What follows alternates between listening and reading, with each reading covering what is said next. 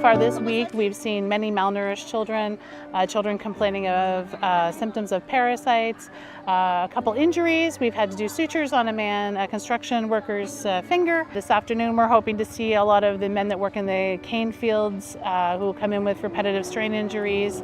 We do a couple things. One of the things we do is we go into the community and we do home visits. We go into the houses of those who have been identified as requiring care in the home. They can't make it to our location, which is a quick clinic that we've set up, bringing in all our supplies. See patients, we recommend medications, we recommend multivitamin minerals that will help them with their nutritional status, which will help them with their ailments. Often their ailments can be treated on the short term with the medications that we provide, like blood pressure medications, antibiotics, but long term they would benefit better from the education that we can provide them. We'll give them a medication for a short period of time until they can get their nutrition better, until they can drink more water, do the exercises that we provide them. Stop some medication actually. Sometimes they'll go to a pharmacy that they have access, use their money, and the medications they're taking are not the right medications and they're actually causing some of the problems. So our goal here is that we have the pharmacy on site in the same building where we see the patients. We can send them there to get a 30-day supply of medication that hopefully they can make some lifestyle changes with our teaching that we provide so they won't need it ongoing. After my first visit, where we did primarily medical treatment, we saw a lot of people had musculoskeletal mechanical problems, and the standard of care here and in many areas, even back home, is give them an anti-inflammatory or a painkiller and then let them go on their way. But we saw a lot of first world problems with our first world solutions, because after taking the anti-inflammatory for a while, people would have stomach pain or their blood pressure would go up, or both, and so they'd end up being on 3 medications. Given that I'm a chiropractor as well as a physician, we started doing some manual therapy, but I thought I'd bring regenerative medicine here, which is prolotherapy or perineural injection treatment. It helps to stimulate healing and repair, so it's more of a long-term solution. So when we have our 1 visit or 2 visits a year with people, we can actually impact their life over a period of time by restoring better joint function and improving their quality of life. My background long ago was nursing, and I've got a chance to just dust off some skills, be filled with the glory of God and be filled with His love, and just laid hands on people in terms of bringing them in, loving on them, and the profound effect on this whole town. It's brought the town alive. People are coming together. The sense of community, I will never forget the sense of community. They have very little, and what they have, they're willing to share. Like I said, significant joy and fulfillment. Some exhaustion, yep, but that's to be expected, because when you just leave it all in the field, right? Emotional, physical, and I think the smiles for me and the true gratitude and connecting with people has been the absolute best, and I truly feel that we have been the hands of Jesus here, and I'm so thankful for that. I can't, not enough words.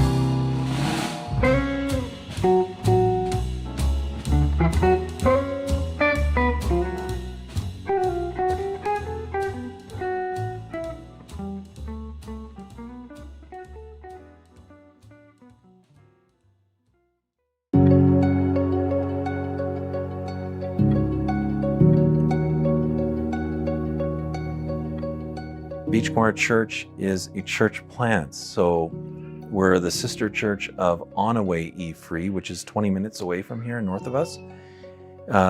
3 families from that church recognized that the church in Onaway was growing.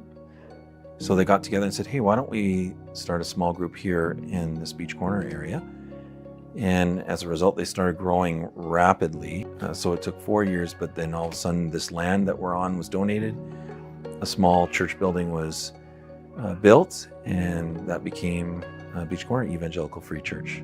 I think because we've had such a long-standing relationship, it's really helped to rally the troops when it's time to go again. Because we're not very good at staying connected in between those periods of time and communicating well, but as soon as it's time to go, everybody who's been there in the past that is still here, because some have gone on to different things as they matured and grown, but everyone that's here then kind of steps up to the plate and begins to rally the troops, former people that aren't going anymore but have been there.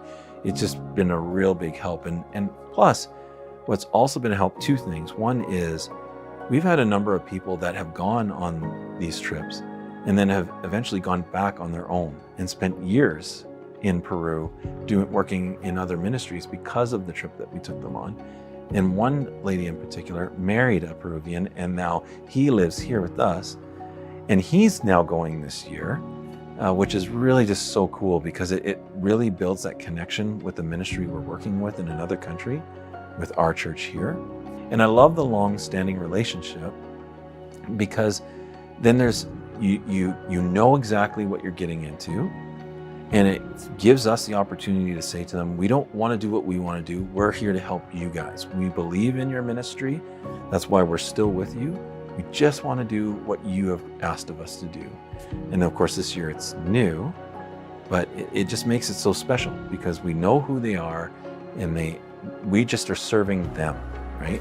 And allowing them and helping them to do the work God's called them to. It's so great. And it kind of has inspired people that way and has led to, some key things being developed in our church, such as an evangelism program and evangelism training, and actually stepping out in faith and going out and speaking to absolute strangers about the gospel and spreading that work, to the idea of envisioning a church plant and what that would look like, and seeing what AUTEC has done in Peru and how we can share experiences and use some of those shared experiences to help us in what we're trying to do here. In fact, that's one of the big reasons why I'm looking forward to this year's missions trip. It's because we're so focused on a church plant right now that I just want to pick Pastor Freddie's brain and say, hey, what are some things that you've experienced that have been positive as you've done it that we might be able to take to our country to do here?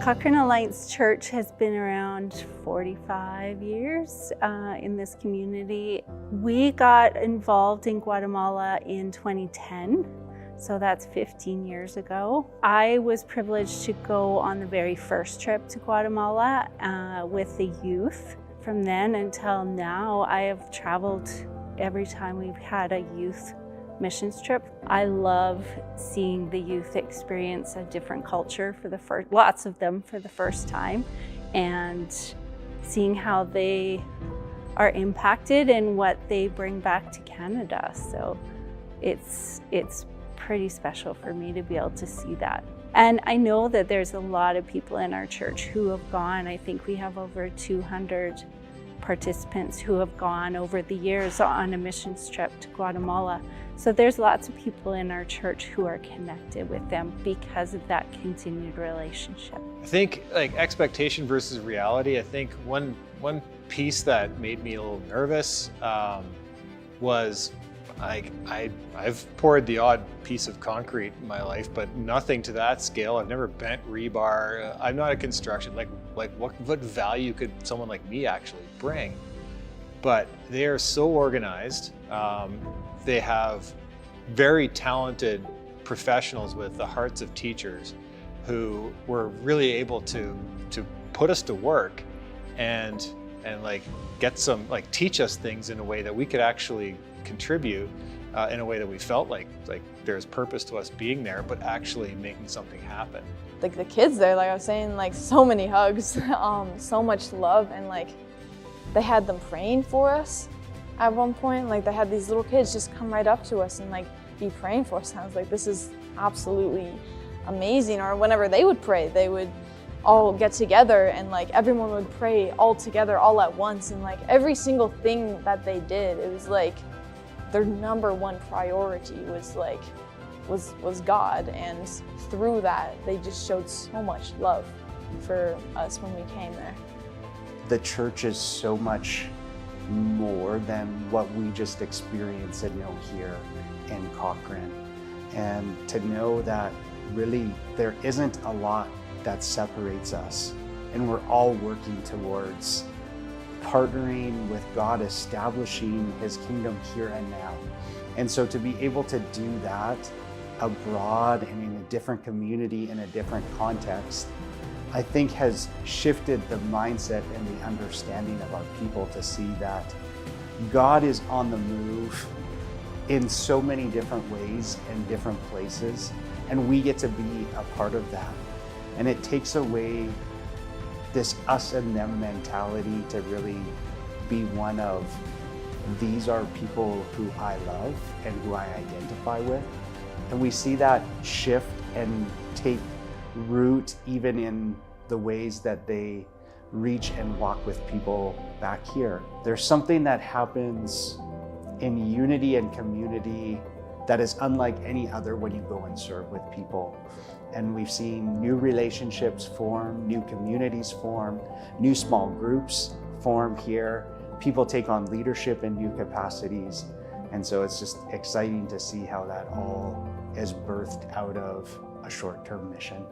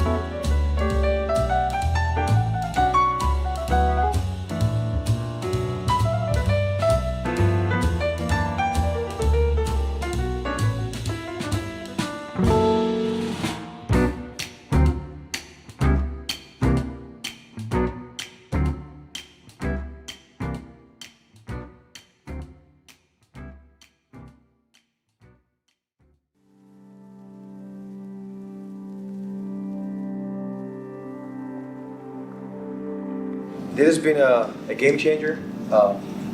It changed our minds, our approaches on how to do better what we have been doing for so long. I have been impressed on the way that you guys have structured this training.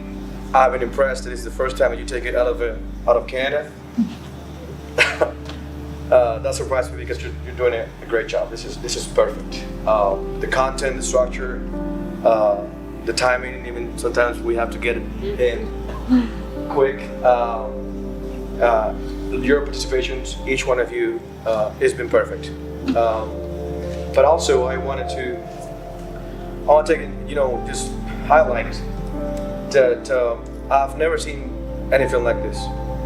Never seen something like this before, where Hungry for Life, and I'll be very very detailed into this. Hungry for Life that we partnered last year, an organization from Canada that has presence in so many different countries. They have partnered with us to do missions, to help, to support, to get things done, as many other organizations do. But there's something interesting here, is that this same organization is interested in me as a leader, on how I'm performing and how I'm working in this organization. And for me, it's different. It's something I haven't seen. I told Charlie and Joanne today, and I said, "Hey, Dave is the founder of Hungry for Life." Really? Yeah, he is. And they didn't know, because we don't expect that. We don't expect the founder of the organization, part of the team being in there, to be interested in this, in us, that way. It's been very focused on maybe more management than leadership. So just thank you so much for doing this, because as I said before, this is a before and after, and I think it's for all of us. This will change, the overview of everything we do, how we work, how we serve, the people we work with, and in fact, it's already changing our lives. We have seen growth in these days. We have seen, we come out of issues and problems, and just getting to talk, going through emotions. It's not just knowledge itself. We have grown, we have matured these days, and I see so much benefit, not just for Fundraiser, but my job, my family, my wife, my kids. Again, this is amazing. So just thank you so much, and I know it takes a lot of time, effort, sacrifice to get these things done. You guys are away from your families. It takes money. This is for free for us. We're staying in a nice hotel, nice weekend, great content, great people, for free. So just thank you so much for bringing that to us, and for this program for the next 2 years. It's a life-changing experience. Thank you so much. Also, Carlos, thank you very much for the organization and putting all this together. You have been the link. You are the mentor. You're the man. You're the head.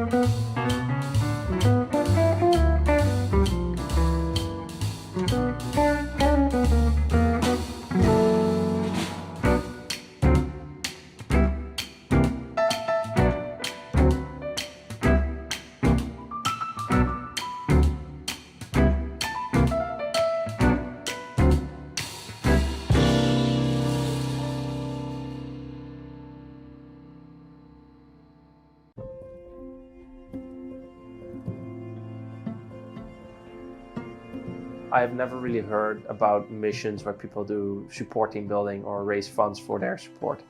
So when I first heard that about Hungry for Life and that is the model of how we do it, it was quite a challenge for me to step into that. But soon as I realized that it is part of our 100% model where we can support projects with 100% of what is given, it really was like, okay, this is part of our bigger vision and a bigger goal that we have. So I was quite motivated to raise my support because of that 100% model. I actually did the interview without knowing we had to raise our own support, and yeah, I had to take some time to think about it before I said anything more. But yeah, I was pretty scared about it.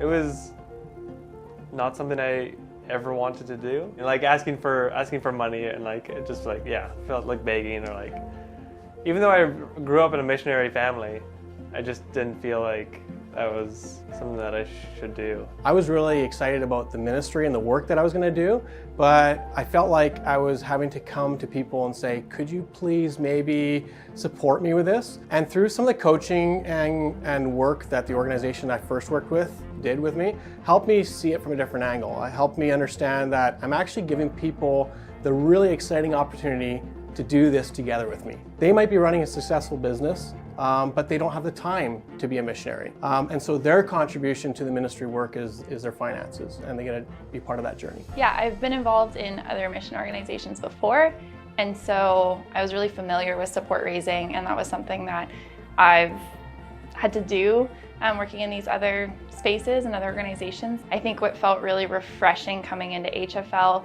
was that they guided me through that process. They gave helpful tips and tools and resources on how to do this, and also have staff accounts set up for us and help with the process of all the extra things that come with employment, like taxes and all of those extra things.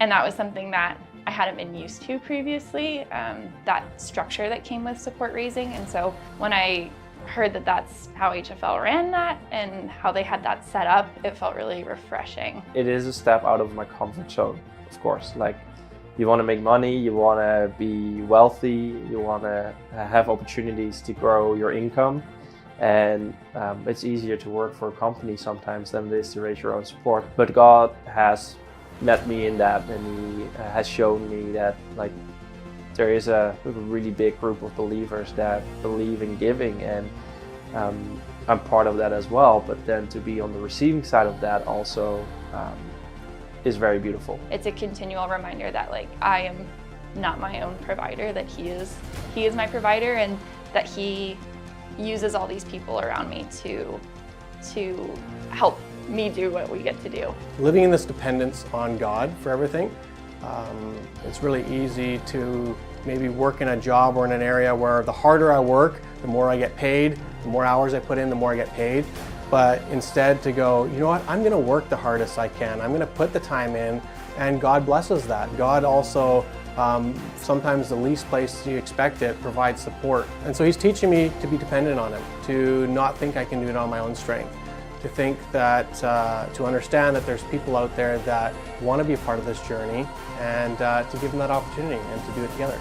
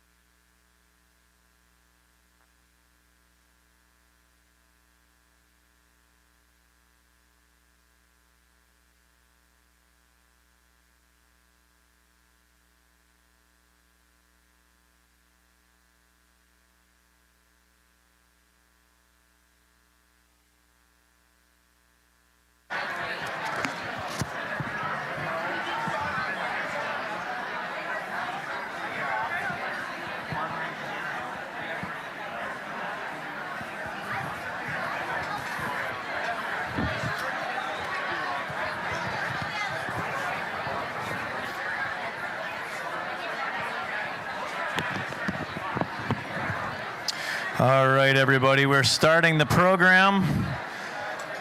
If everyone could listen.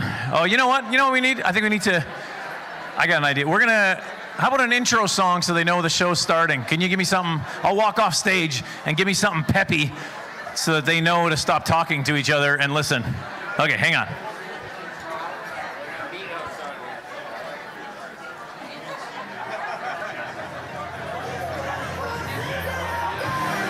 There we go, there.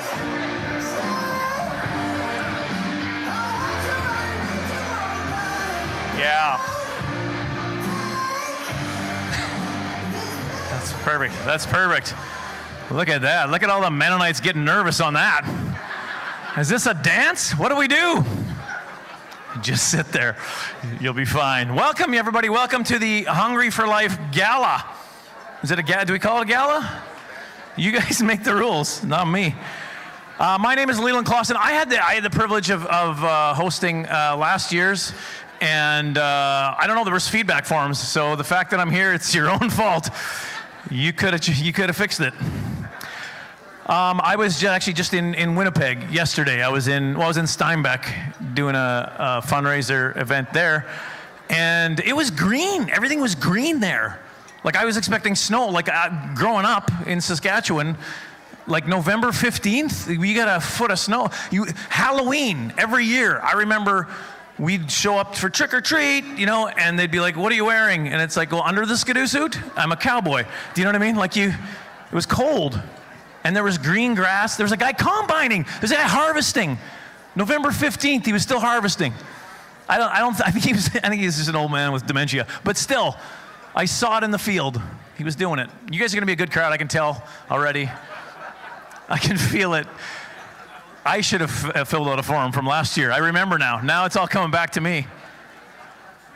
You know what the best shows to do as a comedian, though? I'm a stand-up comic. You know what the very best shows to do as a comedian? Ladies' nights. Ladies' nights are the greatest comedy event to do because women come to party.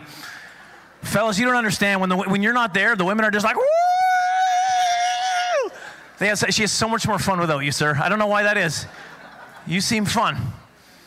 I did a ladies' night tour a while back, and it was fun. It was great. Here's what would happen, though. They'd have a room like this that'd be full of women, so they don't have enough bathrooms in the facility. So what they do is they take away the guy's bathroom for the night, become like an extra ladies' room or whatever, right? Which was fine, except I was also on the tour. I was like, where do I go? And I don't know, it's a gas station a couple blocks down if you want to use that. This one night I had to go really bad, and I was like, you know what, I can't wait. I'm not about to go outside and get arrested again. And so I waited for the other comedian to get on stage, and I snuck to what used to be the guy's bathroom. And the moment I walked in, I was like, something's not right. Like, they changed some things. It was different. First of all, it was clean. They cleaned it. Second of all, they decorated it. And you know how they decorate? You know what they did? They took little floaty scented candles and they put them in the urinals. Here we go.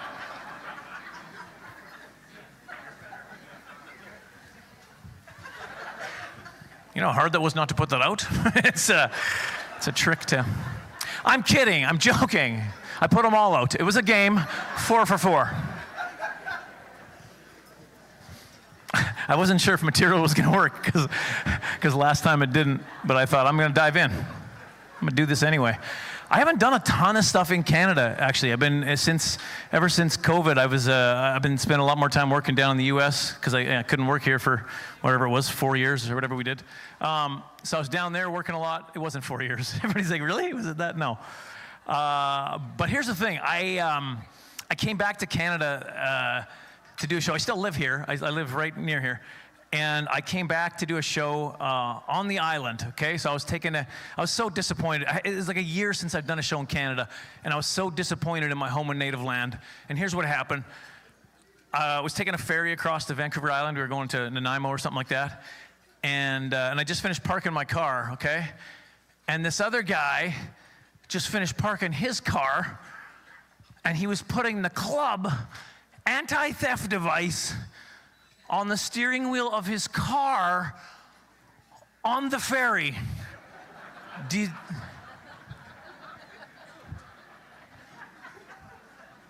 I looked at him like, dude, what are you doing? Well, better safe than sorry. No, that is not how carjacking works, right? Unless I was wrong. Look out the window, see my car in a dinghy. This guy's an idiot. Yeah, no, I knew you guys would be fun. I did get in a little bit of trouble last year because I was talking about the name, Hungry for Life.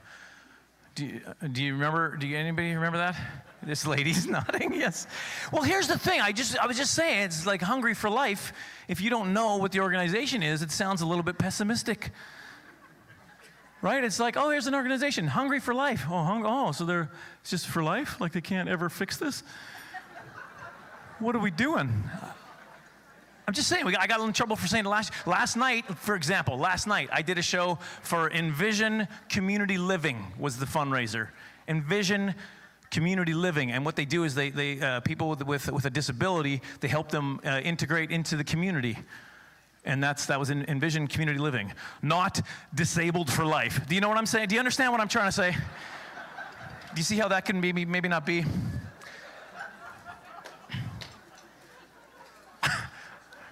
I'm really in trouble now. Yeah. Also, last time I talked about my big hands. Do you remember that? Yeah, still big.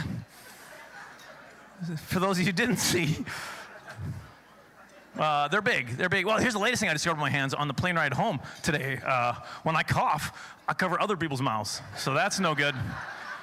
Everybody's getting sick at that point. I didn't always used to be a comedian either. I used to be a hand model. I was a pretty big hand model. You maybe can use some of my work. You guys listen. I have it's a pretty popular item. I don't know if you've ever been out to a hockey game with a big foamy hand. That's me. Yeah, that's my work. As a kid, all I ever wanted to do was make shadow puppets, but all I could make was darkness. I had a guy come to me after a show one time. He's like, you just got to move it further away from the light. I was like, that's true. That's not as funny then, is it? It's not science, the jokes. You know what I didn't talk about last time, though, was a small head. I got big hands, but I also got a tiny head.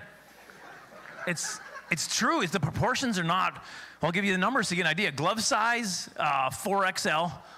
Hat size, youth medium. So that's embarrassing.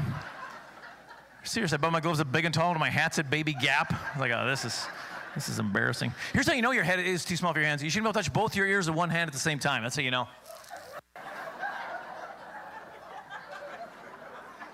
I love watching people try. That's like my favorite thing. I got halfway on my face. What's going on here? That means you're normal. There's a guy just a couple weeks ago. He's like, you can do it if you open your mouth. Why would you want to? I don't know. We should probably just get going. You know what I mean? We got a lot to do tonight. We're going to have a lot of fun. You guys, are you excited about tonight? That's like a men's event energy is what that was. That was terrible.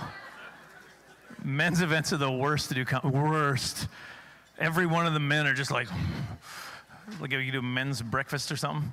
They're mad. They're like, I'm like, why are you mad? You drove yourself here. Don't get mad at me. Anyway, I forget what I was going to talk about. That's why I'm stalling. I've done some movies. I've been doing some movies, you guys. I've been doing some movies. I did a movie most recently called Empty Nets, like net, not nest. It's a first century Galilean comedy. That genre.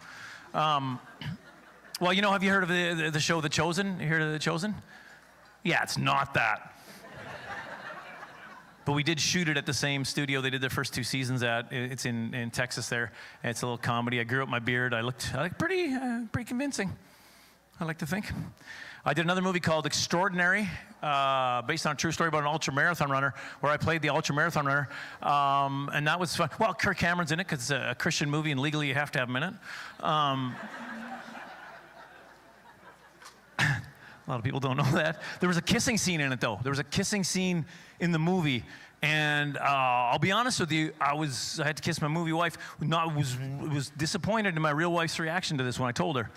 I was like, hey, hon, just looking at the script here. There's a kissing scene. I'm kissing another woman there. She was like, yeah, I don't care. you should probably care a little bit now, right? So I pressed her and I said, well, just so you know, listen, this could take several takes to get it right. And she was like, probably. And that hurt. That's not.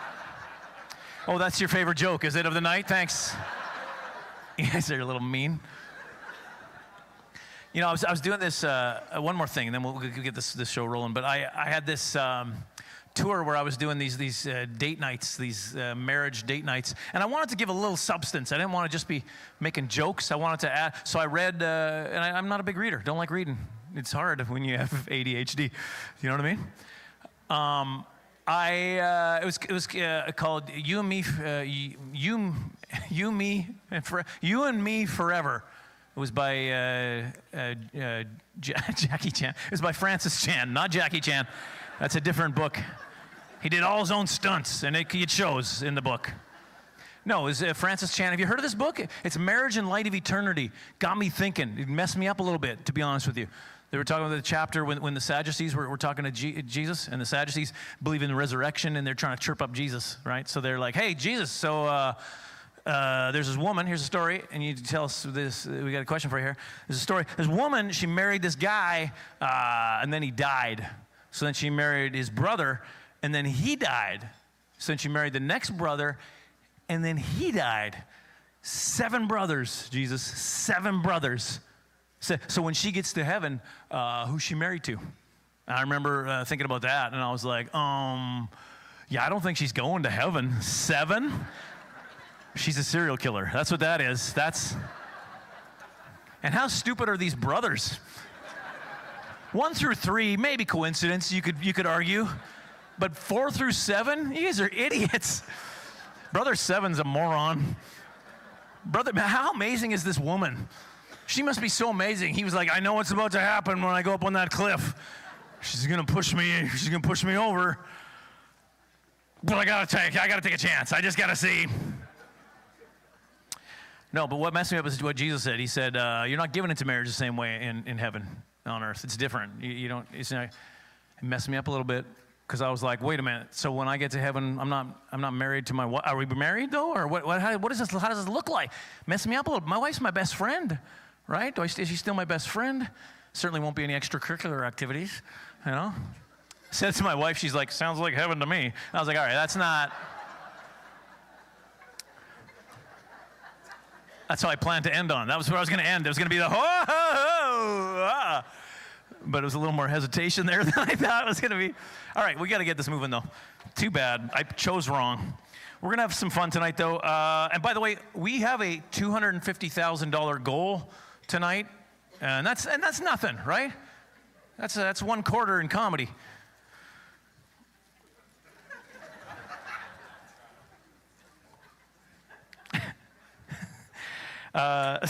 Nothing? Nobody. All right.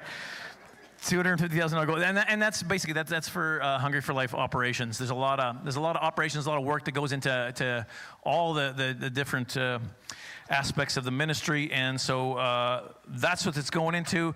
And you guys are here. You know that. That's why you're here. You're here to support. You guys did it amazing last time. You made my job easy last time. I was spoiled from you guys last time. I went and did a fundraising event like a month after I had done this one, and you guys were so good during the auction that I was like, oh yeah, it's great. You just put it out there and everybody just jumps all over it. And this was like a heavy Menno show that I was at, and they weren't having it all. They were like, can I get a deal, or what's happening? We go to these things to come home with some cheap goods. I know there's Mennonites here tonight. You don't have to... Man, a tough crowd. I was wrong. I wish this was a ladies' night. Silent auction is going to be going throughout the night too. We're gonna after the live auction items are finished, that's when it'll close. So you still have all night so keep checking that every once in a while. Not when I'm on stage, because obviously you want to get this magic. But other than that, that's the night. We're going to have so much fun. So right now, if you could just turn your attention to the screen, here's a video to kick us off.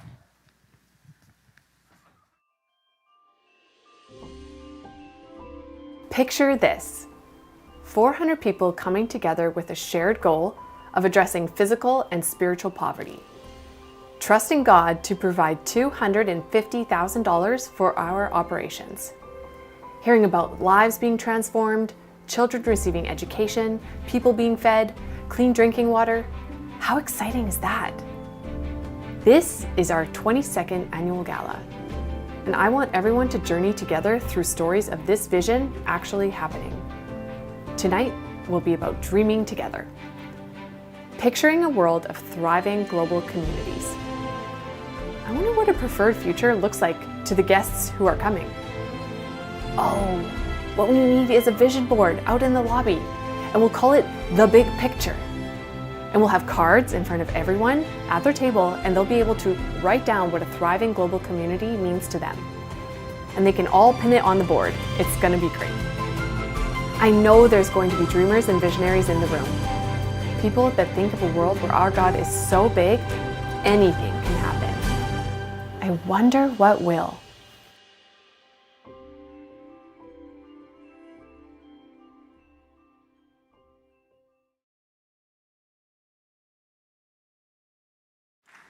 All right, I want to hear all the ladies in the room give it up. Woo! Okay, that's better. Good. Ladies' night. Good evening and welcome. For those of you who haven't met me, my name is Lee. I am a lady. And I direct the development here at HFL. Thank you so much for joining us for our annual gala this year. We're really excited about it. Tonight, together, we are going to explore thriving global communities. What does that vision look like? Let's start with the story. Picture this. A general contractor has hit rock bottom in his struggle with addiction. He's homeless on the downtown east side in Vancouver.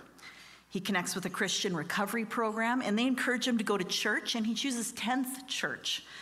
On the Sunday he attends, the church announces that they're going to begin a long-term partnership with Cambodia. And that evening, moved by God, he decides to uproot his life and move to Cambodia. Thus begins his journey with living alongside the disenfranchised and dry Krakom slum in Phnom Penh. His name is Kevin Knight. Kevin witnesses the impact of injustice firsthand as the community is relocated forcibly by the military, not once but twice. He and his new wife, Lakana, a Cambodian leader who herself grew up in extreme poverty, find themselves sitting in Udong village with the community leaders, figuring out what does it mean to make our community thrive. Fast forward to a week ago. Kevin, Lakana, and 3 university students are sitting around the table with an HFL team from 10th Church.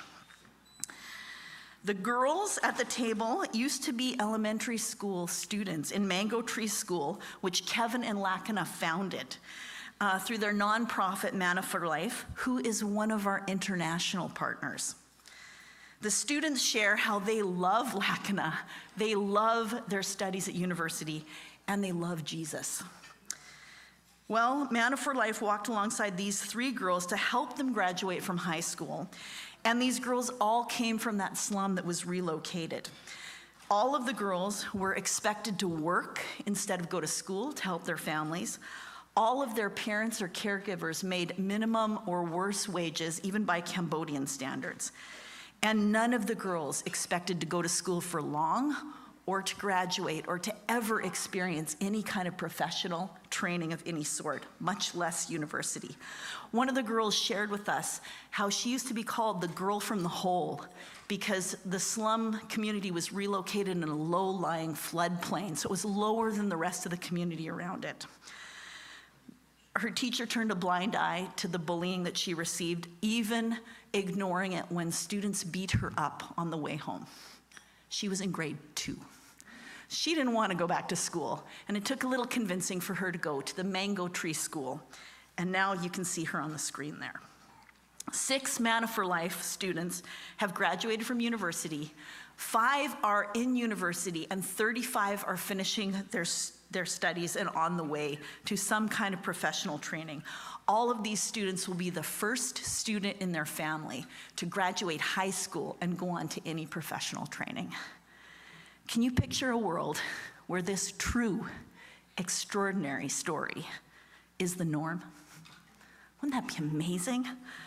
We wake up at HFL and go to work because 30 plus partnerships and 70 projects exist around the world like this.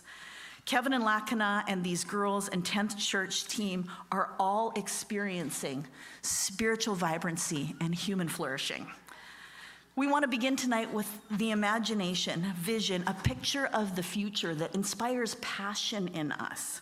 Passion in you, passion in me. What would it look like to get excited about this kind of vision for the future? Some of you have already found the big picture. If you've been doing our lovely, taking pictures, hanging out, a little bit of a treasure hunt. That's not what we call it. What do we call it? Scavenger hunt. That's the word I'm hunting for. You will have discovered our lovely Picture This cards that are also on your table. Sometime during the night, even as you're listening, I'd love you to write down, what do you think thriving global communities looks like? What does it mean to you? What would you like to picture? Often my first thoughts about the future can be self-oriented. What's it going to be like for me and for my family? The fact that God sees my heart, loves me, and draws me to a different vision, that's grace. And I believe that you're here tonight as well because you're drawn to a new vision. You want to get beyond yourself. You're committed to seeing people with God's eyes. So let's do that. What picture of the future is abundantly more than what we could ever ask for or imagine? I invite you to write it down on your card and pin it to the big picture board throughout the night. We're gonna have a little bit of time where we get up and could do that, but you can also take it over there after we're done here. It'd be great as well. Together, we're gonna create a picture of what thriving communities looks like. And we at HFL really wanna know what that means to you because that's what we're up to. And we love to find that alignment with our community. So we're excited about seeing what comes together on the board. I thought I would share a few pictures that are on my heart and mind because of the amazing partners that we have already. Sometimes in my previous life as a coach, we'd encourage clients to get specific. You've got a big vision, thriving global communities. Why don't you take that vision and make it specific? So I imagine these three things. Picture this, a locally led movement by our international partners, reproducing and expanding their successful irrigation and greenhouse projects, providing increased food income and meaningful work for communities that have struggled with generational poverty. I want to see more of that. What do you think? Yeah, me too. I heard one clap. All right, ladies, you want to see that? All right, picture this, a rural community-based leader winning the Nobel Peace Prize for creating a movement of thriving global communities across an African nation by replicating our EVE team's community visioneering and anti-violence education. Debbie, would you like to go to that award? Yeah. Amazing, amazing things being done by our teams, international and Canadian. Picture this.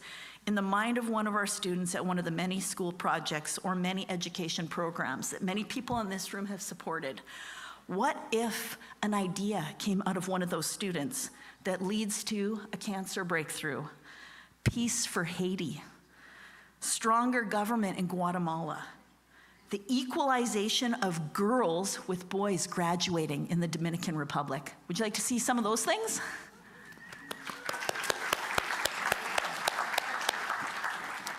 We want to awaken our collective imagination together tonight for two reasons. The first, amazing things like these are already happening. And second, we need your generous partnership so that we can build a foundation for more. So tonight is all about stories, and we're going to begin with one story in film about who we are and what we do. So here's a day in the life of Hungry for Life.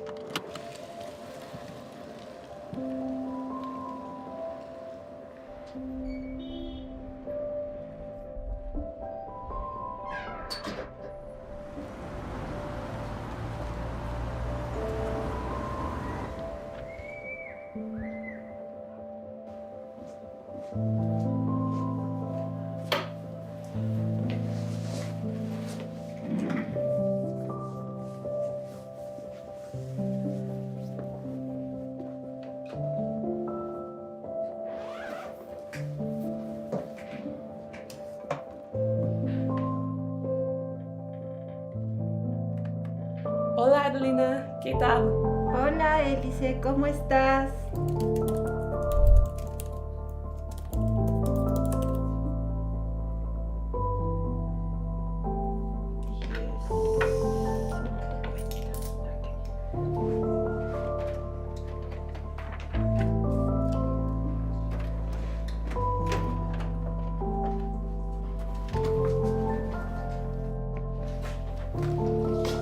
Hey Vic, would you mind taking a look at this project proposal? Sure, thank you. Coming to public schools to teach English, and it will all be in the church, and I'll be in the back of the lobby also. Are we good to send that wire to Cusco for the project materials? Yeah, go ahead. Thanks.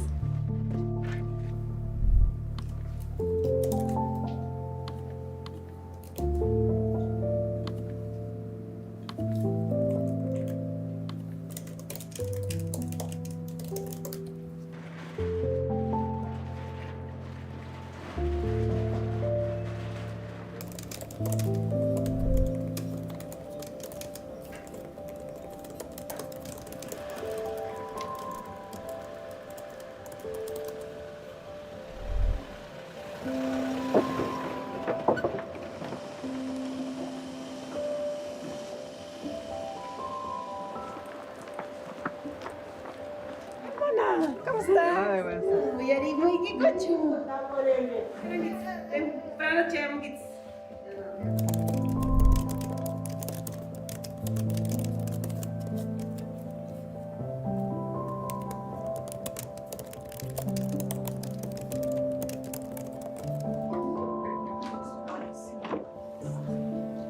Por eso usted.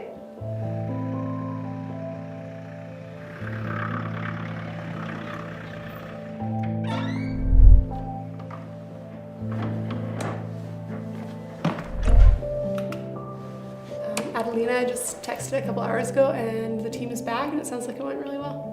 Entonces yo voy a dar paso al hermano Roberto. How you're checking in terms of capacity.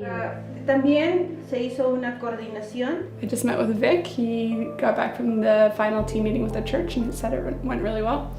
I also got a phone call from Adelina. The accommodation is ready for the team. Hey TJ, Adelina's going to put together a thank you video. Is there any chance someone on the comms team might have time to edit that? Oh, yeah, definitely. Muchas gracias, Beach Corner, por la ayuda que...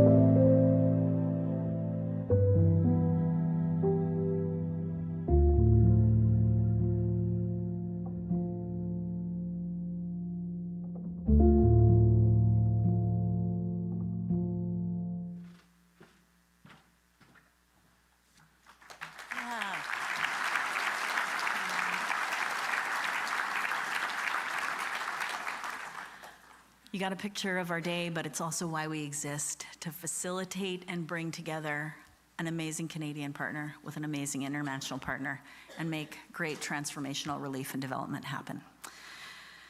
Well, for those of you who don't know Chad Martz, he was our Director of Operations in the Chilliwack office until he and his wife, Mary, also on our staff team, moved to Ukraine temporarily. They were there in 2022 when the full-scale Russian invasion began, and they stayed to direct the massive outpouring of support and relief that came from this community. They are still in the Ukraine, directing HFL partnerships as the war continues. And it's our deep pleasure to not just have Chad come and speak to us tonight, but also to have Mary in the house. So let's give them a hand. Chad, come on up.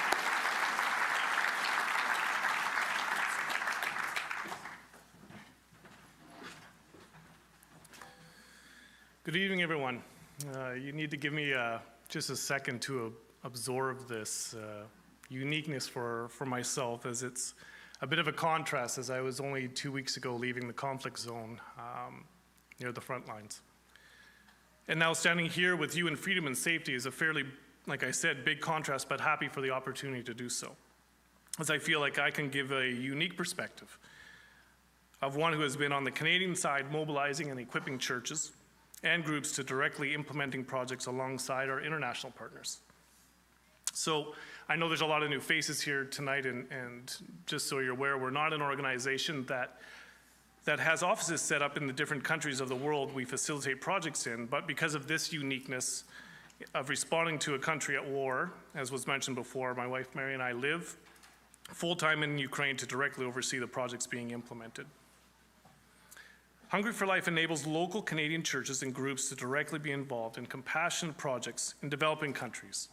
And we do so by removing the barriers that exist to help provide direct engagement with international partners. International partners of those who have the cultural knowledge, passion, and calling to carrying out the positive impact in their communities. This is what we've been doing for 22 years already, bringing these two worlds together to maximize the impact. The humanitarian response to the war is the exact same principles we utilize in other countries. In this case, identifying the courageous, self-sacrificing leaders who have chosen to stay amongst the daily dangers to themselves and loved ones to serve people who are suffering so much as a result of this war. We partner with international leaders and assist them in the ministries they have. It's their vision, it's their calling, it's their passion, but yet oftentimes they lack the resources to carry out the needs that surround them. I'll just give you an example. Our very first group that HFL facilitated stemmed from so many Canadians having Ukrainian roots. We had many individuals from a variety of churches who had such a passion to assist those struggling in a country of their heritage. And we helped to connect them, removing those barriers, introducing them and fostering the relationship with international partners. Internally, we call them the Fraser Valley Group, some of which are here tonight, who have been a part of working directly with our international Ukrainian partners for 22 years, caring for orphans, widows, poor families, disabled, just to name a few, right up to the present day of responding to the relief effort of the war. And just to highlight a few from the war, this has led to distributing 6 million pounds of food and supplies since the beginning, providing accommodation to over 1,000 people fleeing the war and hosting close to 20 groups of over 200 people consisting of pastors and wives, volunteers serving near the conflict zone, families of fallen soldiers, missing soldiers, and families with loved ones in captivity. Mary and I, we've always were asking the question how we can maximize our efforts in response to the war being inflicted upon the Ukrainian people. My wife and I are limited. In writing this, I was like, well, maybe not my wife, for those who know her. But how can we have the greatest impact? And after traveling across Ukraine, 68,000 kilometers worth, it was evident of what was needed to assist those serving. We need to provide a place where people can come and rest and somewhat be restored. The environment of being under drone, artillery, air raid sirens every day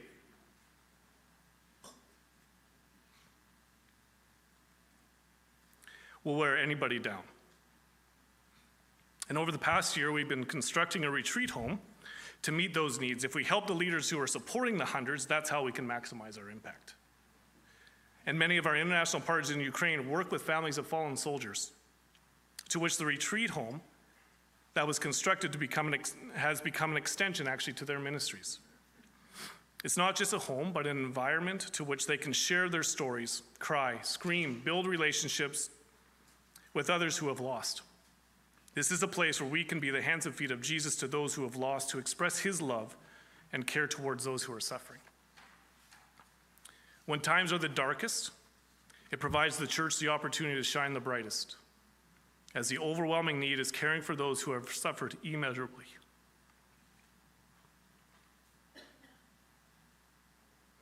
To not sit comfortably, but to dive deep into our discomfort and pain to sit with those who have lost so much. Groups come to us for 4 days or so, but it's our Ukrainian partners that continue to foster the relationship upon them returning home. We spend time listening to the trauma and the pain of these families who have lived with it while still dealing with the attacks is beyond measure.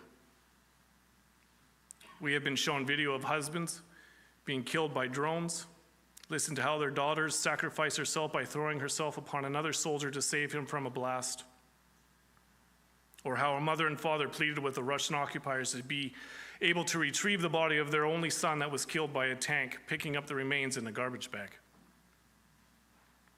We recently had one mother and her 13-year-old son as part of one of the groups. Her husband was killed while her older son was actively fighting in the war. We had dropped this group off at the pools with water slides, and when I picked him up, I asked him how many times he went down the slide. I didn't expect that response, as he said that he didn't go down the slides once. He stayed close to his mom, as he's the one responsible to protect her.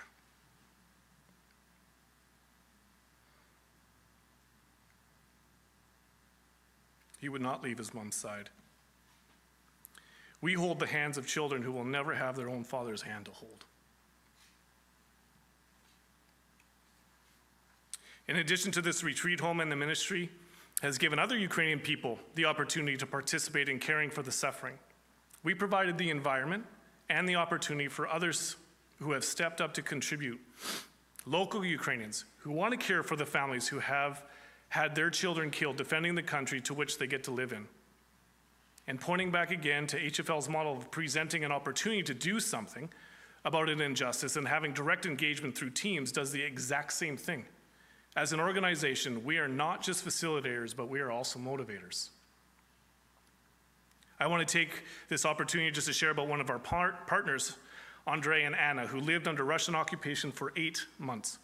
After being liberated, there was a church, or what was remaining of a church building, that had 3 or 4 ladies who were still there.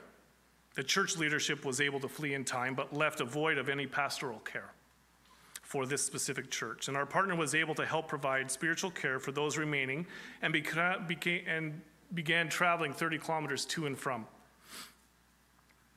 People started to slowly return home to destroyed houses, so they began to assist in helping to provide modular homes and fixing roofs on the remaining parts of people's houses. The church began to grow, so they built a temporary tent as people were coming to pray for their country and soldiers who defended them.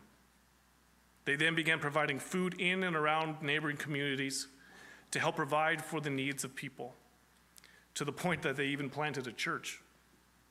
They did this while their 23-year-old daughter was trapped on the Russian side. With the dangers of where they lived, they chose to move into a tiny trailer that was on the church property with no inside toilet, just to help meet the needs of people. They became a central place of humanitarian aid for the area and had a storage facility built. But due to water shortages in the surrounding communities, they invested into buying laundry machines so people would come and have their laundry clean, all the while sharing the gospel. They chose to stay, working selflessly for others, having a grenade dropped from a drone while driving to the church, only to miss as he sped up at the last second. His wife Anya works as a nurse and had regular rocket and mortar attacks at the hospital. Through all of this, they stayed for the sake of others. And this is just one of the incredible partners that we work with. And we can have a greater impact by supporting them in what they do. To even have a new church building built to accommodate all those who are attending the church now. Again, how do you, or how do I, reach out to a people suffering in this specific area of the world? Partnering with self-sacrificing leaders to help provide what they need to serve the hundreds and thousands. This is what we exist to do.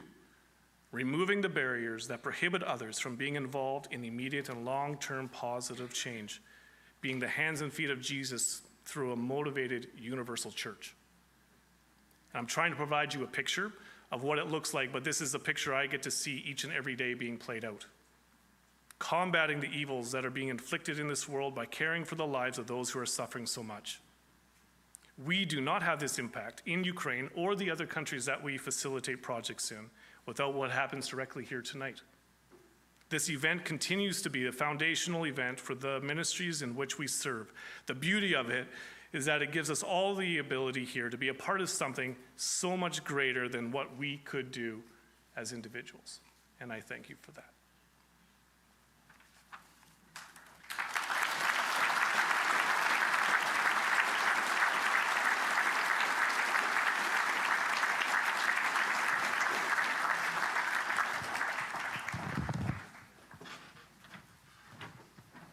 Thank you, Chad. Can we give him another round of applause, you guys?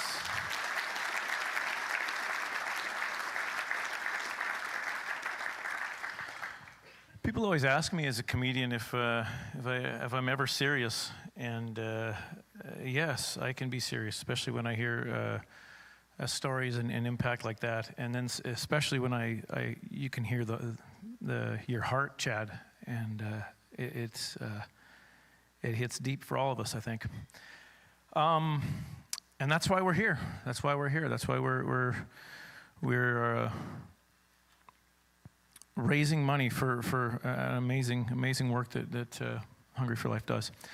And one of those ways we can do that tonight is there's a pen. I think it's on your guys'. It's a little pen here with a little tag. And the game we're going to play in just a little bit is called Where in the World. And we're gonna show you. So we'll explain it later. But for $100, you get a pen and you get to play. And the winner of that, because we give prizes. We like to do this.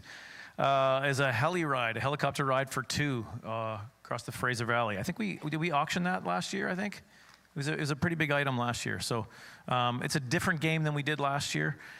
But yeah, the folks will come around and maybe they're not here at the tables yet. They're going to come around and you can buy them. That's what we're going to do. I'm sorry, I forgot about that. I'm going to give you a little bit of time. Here's the thing. As they come around and sell that, I'm going to give you guys a little bit of time at your tables for you guys to interact with each other a little bit and maybe share some stories of how HFL activities have impacted you. If there's almost at every table, there's somebody who's had a story.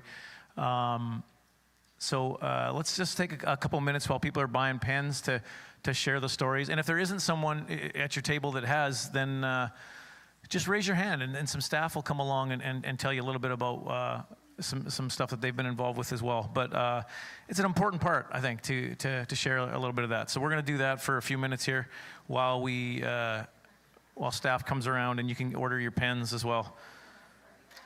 Share your stories. And if you're nervous about sharing your story, you're like, people don't want to listen to me, just pretend you're a stand-up comedian.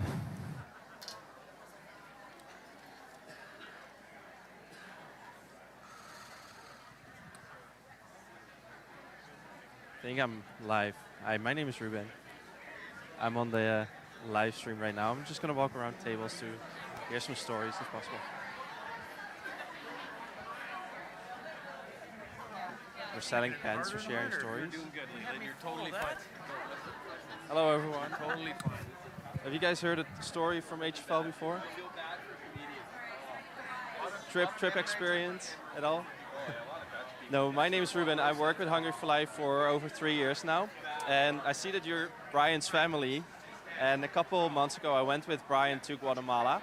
And that's to the partner where I went to when I was 16, in 2016. I went there together with my church.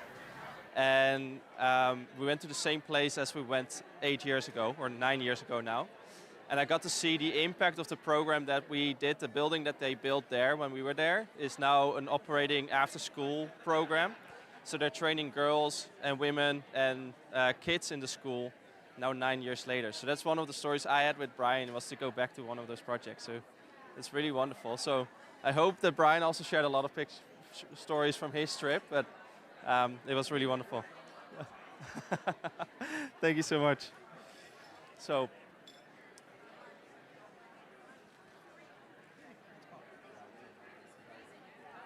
we'll see.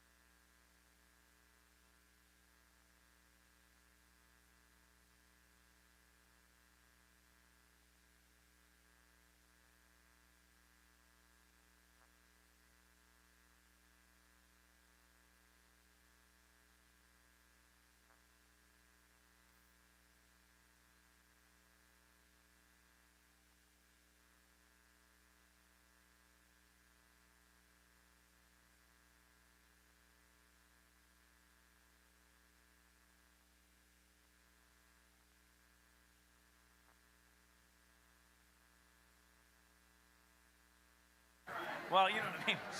Give me a hot mic. Okay.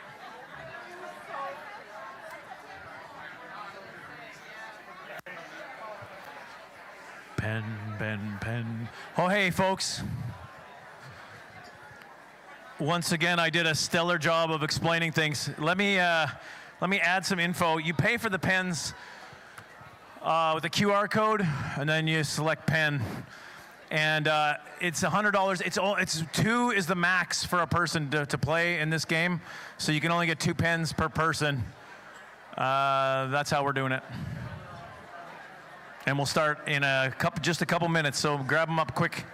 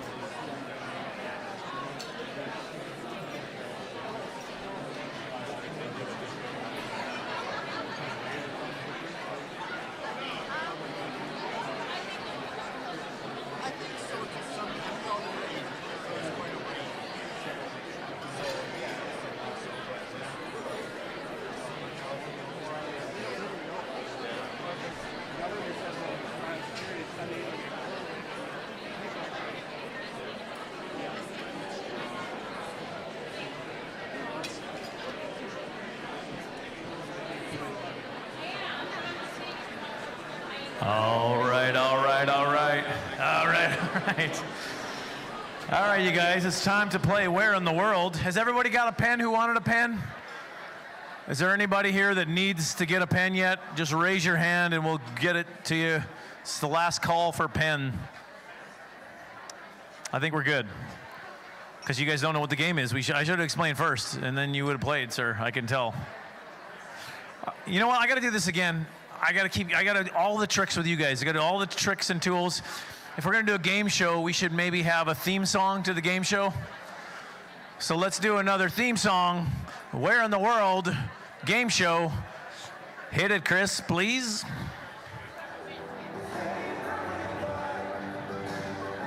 I don't know if I like this one.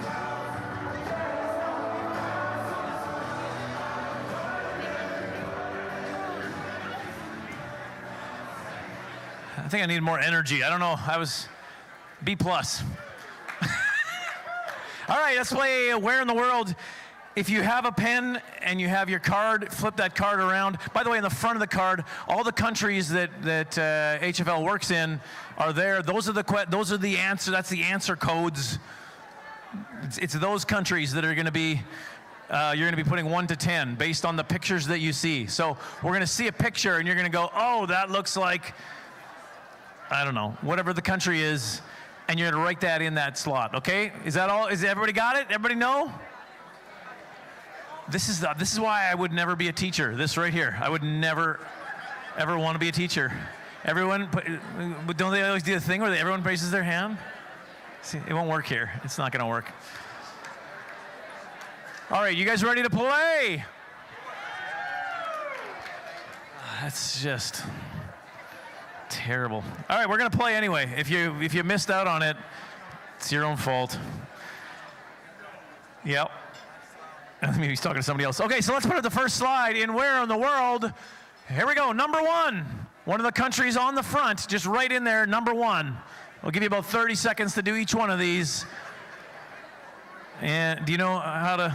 You're just guessing still. You're still. Yeah. Okay. Look at it. It's beautiful. That's Canada, probably. That's Winnipeg. I was just there. It's rough. Winnipeg. Seriously, I got downtown Winnipeg and I was like, do they have running water still? It was rough. It's a rough town. Okay, everybody got it? Everybody got yours? You got your first one? Number 2. What's number 2? Give us that number 2 slide. There it is. Number 2. This is pretty hard, right? What do you think the highest number out of 10 is going to be? The right. Like, who do you think the best person will get on this? 8? You think there'll be an 8? All right, that's number 2. You guys got it? Number 2? Okay, number 3. Oh yeah, that's Winnipeg. I can tell you that one. That's Steinbeck. I was just there. Those are the Mennonites in Steinbeck. Going to get some Fasba. All right, that's number 3. Everybody got a number 3? We're going to move a little faster now, so be paying attention. Number 4, please. Number 4. That's Blumenort near Steinbeck. Number 4. It looks like we didn't even get her permission. Somebody just took a picture and then ran. Who's taking it? It's for a game. Don't worry about it. Number 5. Put 5 up there. Oh yeah. I've been there. I don't think I have. I might have. I've been to some of these countries. Number 5. Everybody got your number 5 guess? All right, number 6. What's 6? This is confusing. This one is we don't know. Who's visiting who? That's the question. Number 6. I feel like some of this is comedy gold, but it's just lying there. 6. Everybody got 6? Number 7. What do we got for 7? Teeter-totters, 7. So we know that it's not Haiti or Kenya and Malawi because it's illegal there. I'm kidding. I just made that up. That's not true. Number 7. It could be that. Number 7. What's number 8? Number 8. What in the world is he on? That's AI. That's not even a real one. That's an AI. That was an alligator I've seen the video, AI video. I'm kidding. It's not that at all. And that's number 7. Hey, that's 8. That's 8. Sorry, that's 8. Everybody got 8? Nobody's responding to anything. Number 9. Number 9. Am I in the way? My hands are in the way? Yeah, all right. Even you didn't get a laugh on that. I don't know what's going on with this crowd. Number 9. Everybody got number 9? There's a trampoline there. That's a clue. I don't know if it is. Number 10. What's number 10? I better get out of the way. Number 10. There we are. That's Saskatchewan. Northern Saskatchewan. That's near L'Orange. There's a camp there that I've been to. Oh, Canada's not on the list. Okay, must be something different. Okay, that's 10. Did you get it? You guys all got it? Here's the thing. If you have finished the game, give me an applause. Let's hear everybody's so many finished. Okay, wonderful. Okay, so here's the part of the game that's gonna be tough for a certain group of people here tonight. And I'm talking about the Dutch Reform, and that's honesty. We need you guys to be honest. I'm joking. But we're gonna have you grade your own papers, okay? So, there we go. Here it's starting already. A van something over here. All right, let's start with the first slide. So you're correcting your own paper. Should we have them hand their paper over to the next? Oh, we're starting. Here we go. Ethiopia is number 1. Don't you cheat. Okay. What do you? Yeah, keep your hands out of this. Number 2. What's number 2? Guatemala. Oh yeah. There's some excited people. We got one right. Good stuff. Look at this. They don't even have a soccer ball and they can still beat Canada. You know what I mean? I always wonder why we do that. Is Canada, like when we go to other countries and we give them soccer balls and then they just beat us later. What are we doing? Give them something else. You know what I mean? Number 3, Ukraine. Everybody got that one? I was close when I said Steinbeck. Let's be honest. Very close. Steinbeck, Ukraine. Number 4, Haiti. Haiti, number 4. Number 5, what's number 5? Peru. Oh, there's lots of excitement with Peru. It's a big hit. Number 6, Kenya. Oh, wow, I've got some more right. Some more got right. Number 7, Malawi. I lied about that when I said that but then I said after that wasn't true. Number 8, what's 8? Cambodia.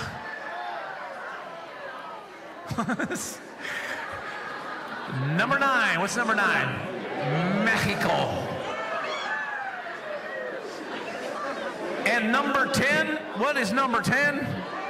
Oh, it's not Saskatchewan. I was surprised. Okay, so here's what we're gonna do. If you let everybody who got one right stand up. Everybody who got one right, stand up. You're in the game. One right. You guys didn't get one? One or more. One or more.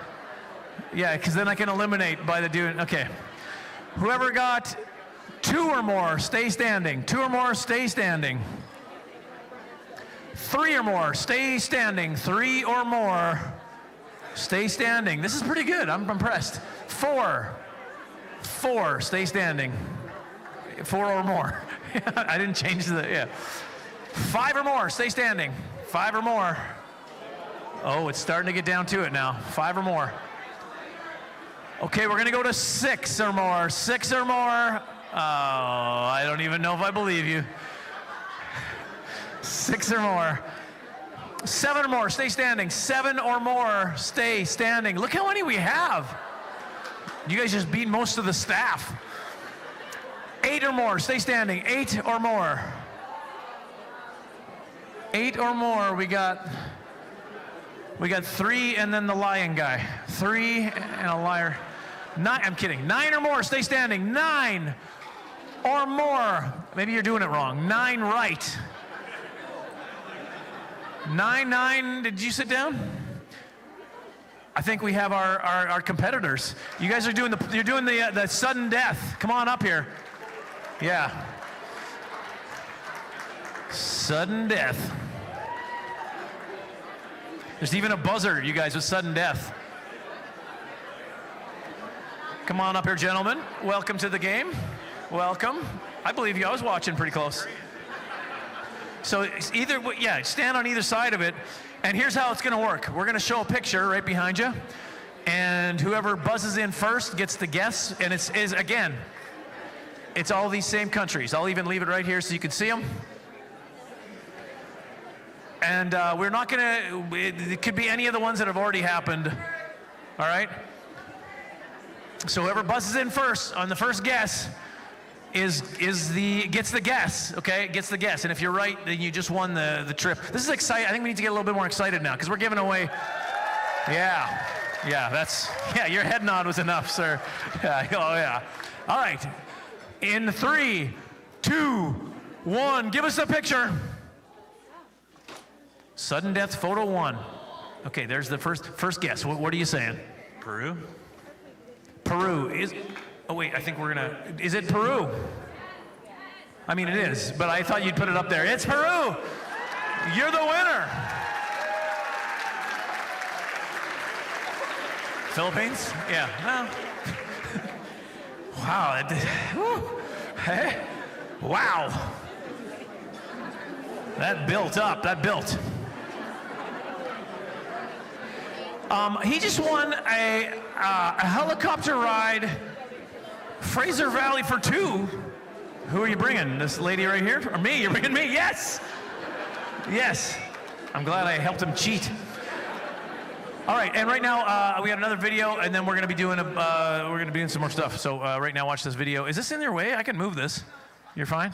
All right, check out the screen and congratulations. Wait! Before we start the check, can we give him a big round of applause? He just won a pretty awesome prize. I didn't even get your name. What's your name? Steve what? Johnson. Van Johnson? Steve Johnson. Give it a round of applause for Steve Johnson, everybody. He just won. And check out this video.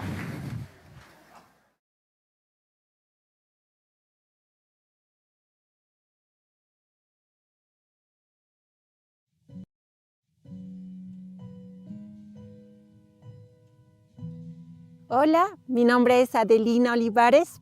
Soy coordinadora de trabajo con niños, capacitando maestros de escuela dominical en toda la zona de Chayabamba. My name is Celia Scalmet and I'm a project manager at Hungry for Life. When I was about maybe 10 years old, my family went on a trip to Honduras and spent about a month volunteering at a school or a couple of schools. My parents were doing kind of teacher training, and then me and my siblings were just along for the ride. And it was my first exposure to just how different parts of the world are, and my first exposure to poverty in the developing world. En el Ministerio de ATEC yo me he involucrado de manera voluntaria y poco a poco cuando viajamos a los pueblos donde veíamos a los hermanos, yo les veía cómo se hacía falta muchos obreros. Y la necesidad de otras mujeres, la necesidad de los niños quechuas, es que me apasionó a que yo debería aprender más la palabra de Dios para poder ir y enseñar lo que había aprendido. Cuando ATEC está involucrado, tiene la manera como ayudar es que capacitamos, les alentamos, les damos herramientas para que ellos en su iglesia puedan trabajar. I love working at Hungry for Life because we get to put to use the skills that we have that many of our international partners don't have. We know how to do reporting well. We know how to send people on trips. We know how to, well, some of us know how to network. And those are often skills that our international partners might be lacking because they're so focused on the day-to-day work they're doing in their own locations. But that behind-the-scenes work that we get to do empowers them to do the things they're gifted in. Obviamente que es un proceso muy largo cuando trabajamos con vidas, pero mujeres que muchas veces habían sufrido abuso ahora están siendo sanados. Niños que sus papás no les prestaban la atención, ahora sus papás les están brindando atención.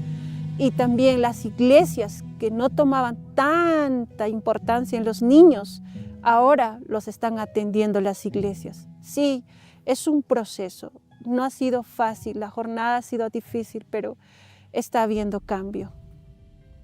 Yo vengo de una comunidad quechua y durante muchos años hemos sido maltratadas, golpeadas y hemos sido heridas. Y yo que he salido de un pueblo quechua puedo entender de mejor manera a mis hermanas mujeres quechuas, aún lo que ellos están pasando. Y yo creo lo que dice la palabra, un poquito de la palabra de Dios puede sanar vidas, puede sanar generaciones, podría sanar aún la vida de una persona.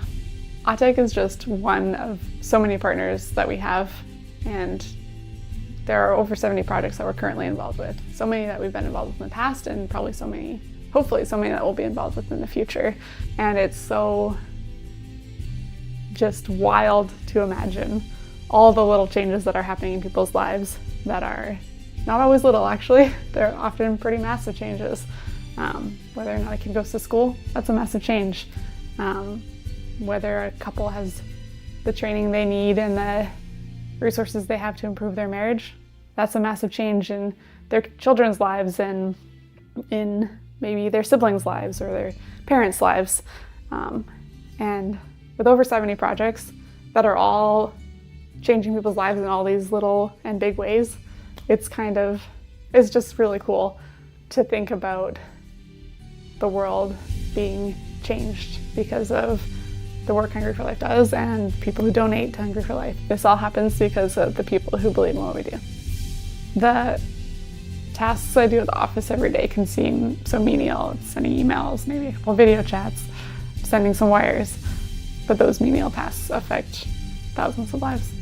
Puedo ver obrar en mi vida. Desde cuando yo llegué a Cristo hasta ahora, cada vez más que Dios sigue transformando mi vida. I can see God in you very easily. Thank you.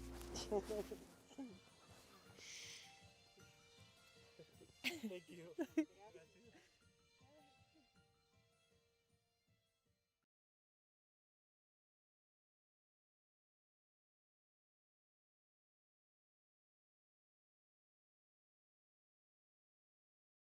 All of you that have come so many times before, and all of you who are new this evening. How many of you, is this your first time at an HFL Gal? Wow. Wow.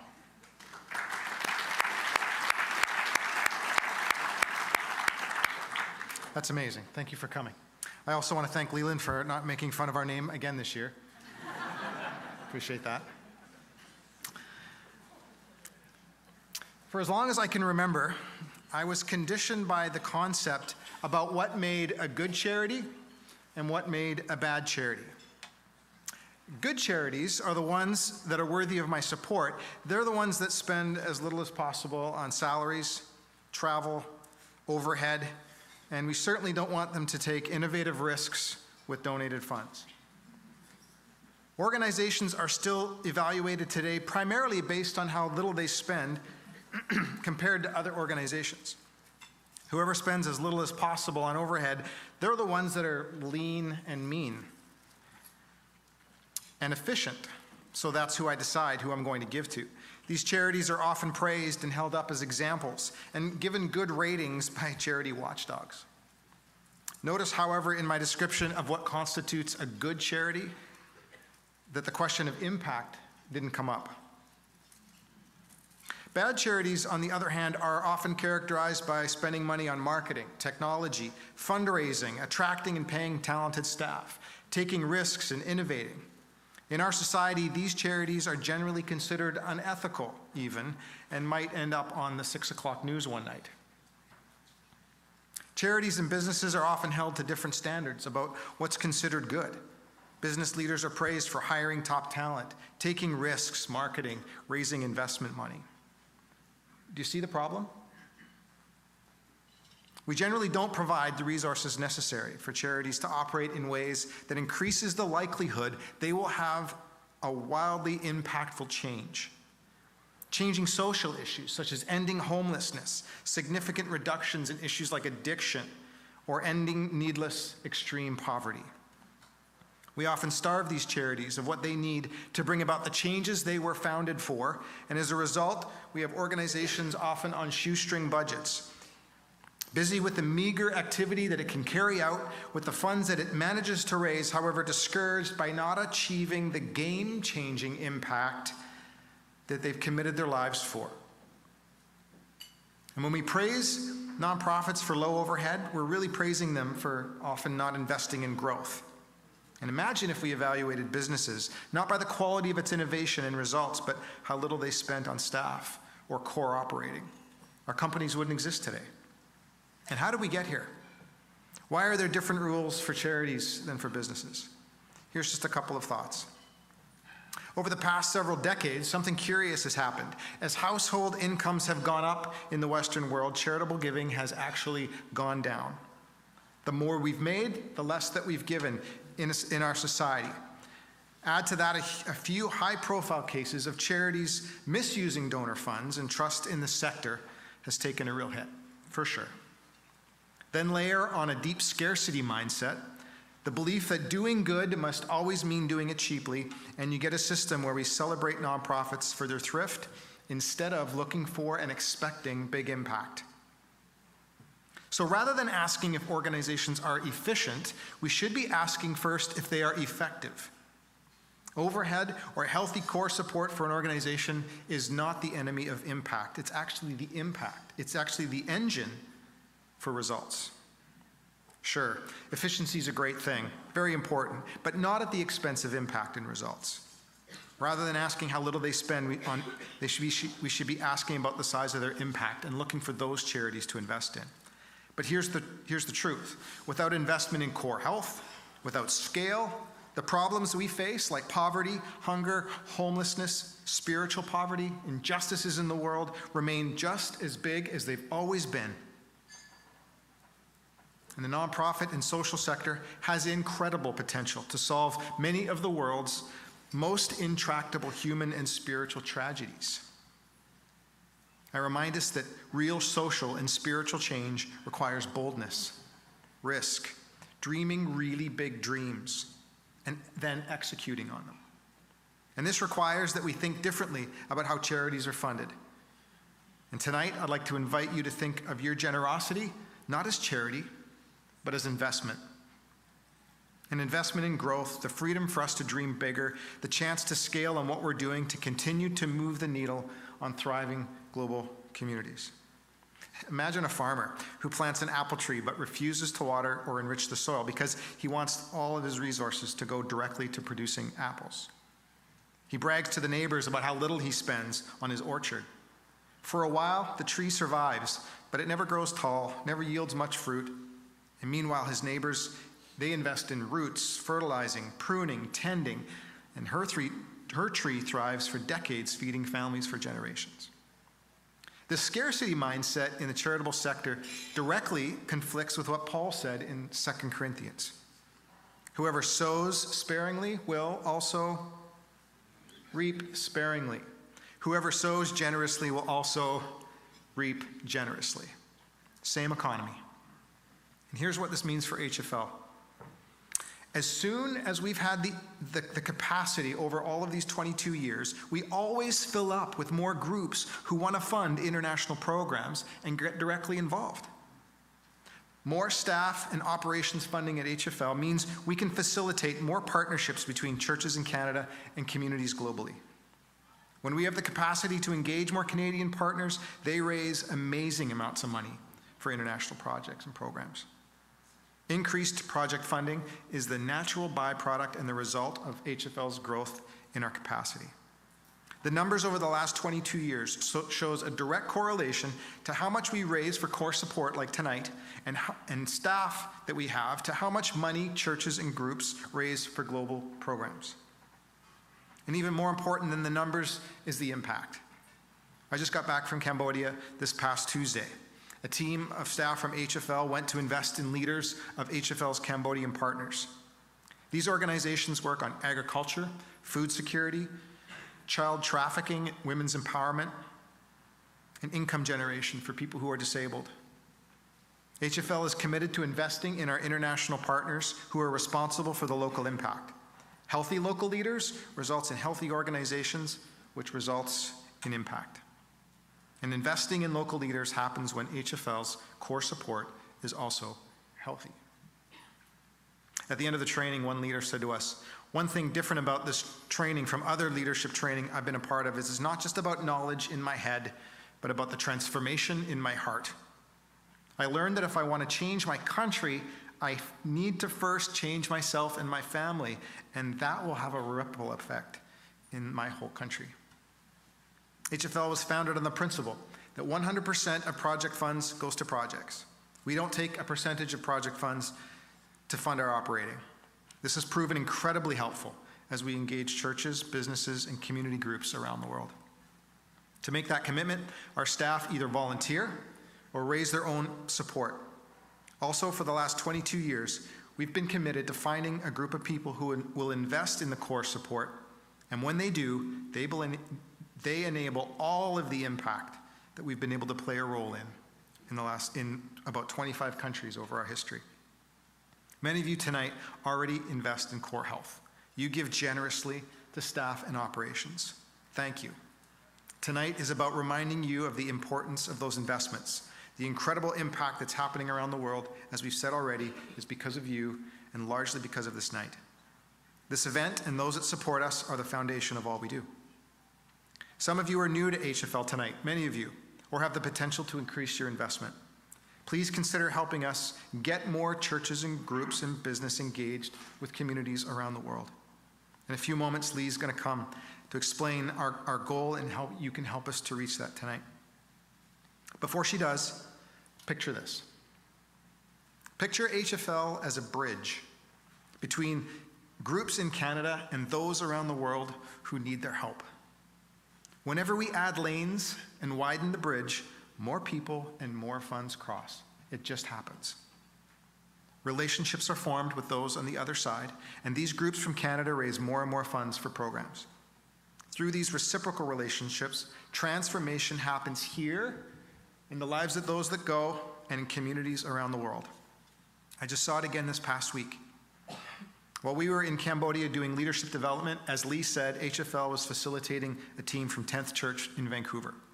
I got to hear and see again, and some of the team members from 10th and the lives of the people who have various disabilities who work and earn an income at an organization called Village Works. These people make all kinds of products, such as the bags out there that we have for sale tonight. HFL facilitates projects between 10th and Village Works, and let me illustrate how lives were changed through this partnership. On the trip, there was a 13-year-old boy from Vancouver. His name is Jacob. During the leadership training, Jacob was playing basketball with some of the Cambodian kids who were attending the retreat with their parents. As he came down on his leg wrong, he dislocated his knee. Thankfully, his mom was with him, and we rushed him to the hospital where his knee was put back into place and splinted. Jacob was told not to bend it or put any weight on it for 2 weeks, and this is near the beginning of his trip. It was going to make it tough to get around for the rest of his trip there. When the people at Village Works heard about this, one of the women who sews there, who doesn't have the use of her legs, she has a motorized wheelchair, something really rare in Cambodia. She gave her motorized wheelchair for Jacob for a few days so he could more easily get around and continue to spend time with the other children that he was there to be with. As people from 10th Church were there to be generous to the people with disabilities from Cambodia, this lady gave up her mobility even more so that Jacob could just get around for a few days. He was pretty thrilled because the place where we were staying, there was kids riding their bikes and he was chasing after them with this motorized wheelchair. This is a picture of thriving global communities, and thank you again for coming tonight. Lee.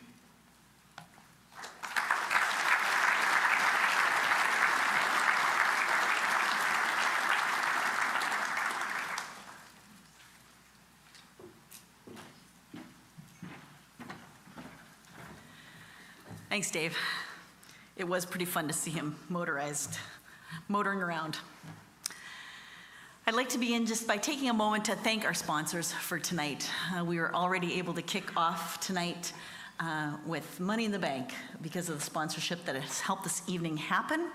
So particularly Brian and Naomi and your real estate businesses, Tyler and Andrea, House to Home Landscaping, and also the Southern Irrigation team. Let's give them a hand. Thank you guys all so much.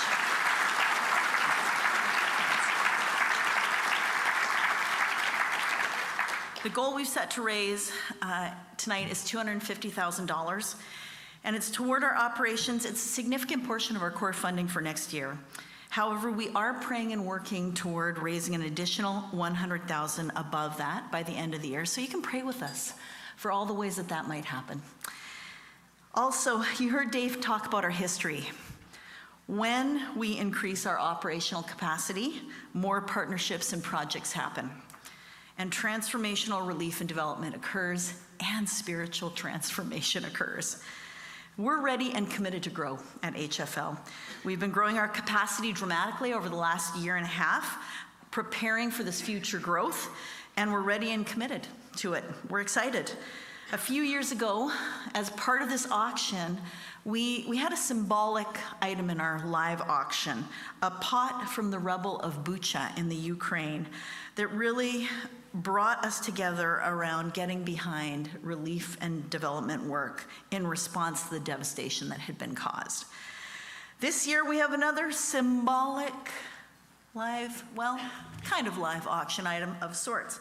This beautiful picture that you've been seeing by the Picture This board, and please, please take time to put your card up there by the end of the night. We really want to hear what thriving global communities means to you, and maybe it's just one word or a phrase, but please take a moment to do that. You can even pin it on top of somebody else's if it gets crowded. But this lovely picture frame could be yours. In fact, tonight, it kind of could be all of ours. We can share it. So as we close off the evening, we would like to bid on this frame. We see your partnership with operations like this frame. Your generosity frames the picture of what we get to do. The partnership our team gets to facilitate, you co-create with us. And your generosity also is a picture of what God wants to see in the future. He loves to accomplish what's on his heart, and that's why he's put it on your heart. What picture do you think God longs to see in this frame? What picture do you long to see in this frame? With the resources God has gifted each one of us, what are we able to build? What are we able to bid on this? Well, I'm going to say it's priceless, fantastic Value Village frame, because I know you want to take it home. We love our work at HFL. It's office work, computer work, creative work, leadership and management work. But we go to work because of the story that is behind every picture you've seen tonight and the stories that are yet to come. At the end of the live auction, I'm going to invite everyone to bid on this frame. It'll be like our final moment to give our donation together. And you're gonna know whether you've won silent auction items or live auction items at that moment, because they're gonna be closed. So keep your eye maybe a little bit on your phone during the live auction, unless you're bidding on an item, to make sure you get those last bids in. And at the end, as well as giving through Givergy, which you can see in your program on the table, potentially just click that QR code. You can also go to the donation table at the back, and we will take cash, check, or if you'd like to make a pledge that might be from a donor advised fund or securities, we also do that here at HFL. Well, I think it's time for some really incredible auction items to get bid on. Leland, come on up. So welcome them up. Let's get the bidding going and just keep waiting for the frame. Thanks, Lee. Yeah, it's live auction time. If you are bidding on the silent, we are going to close the silent auction right after the live auction. And, you know, I recently was working with this organization called Mission Aviation Fellowship, and they fly out to a lot of these places, and just all this talk has just kind of reminded me a lot of what they do. Mainly emergencies, you know, where there's no roads, they'll fly in. That's their main thing, Mission Aviation Fellowship. And the name isn't Emergency for Life, though. Do you know what I mean? Like, that's not... That joke was wasted on you guys. That was a beautiful joke. All right, let's do live auction. We're going to start with the first item.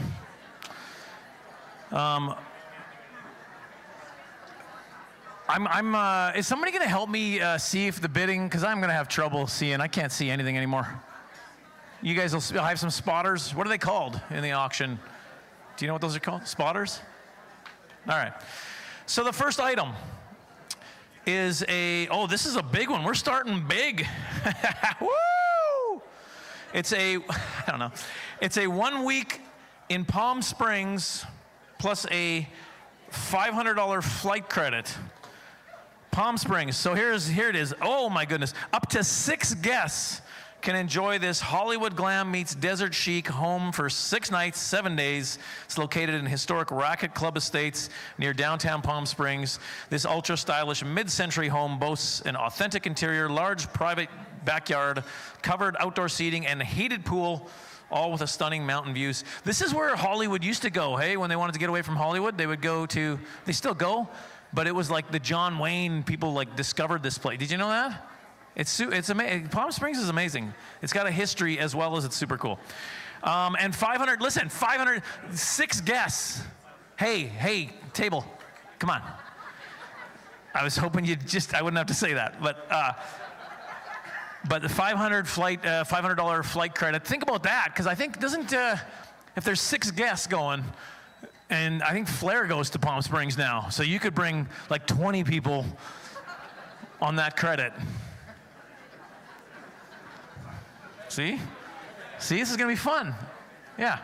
All right, so let's start the bidding at, but there are blackout dates, February, March, and April, if that's a problem for the Johnsons. I just wanted to make sure you knew. All right, let's start the bidding at, listen, there's a $500 credit, so flight credit. So let's start at $1,500.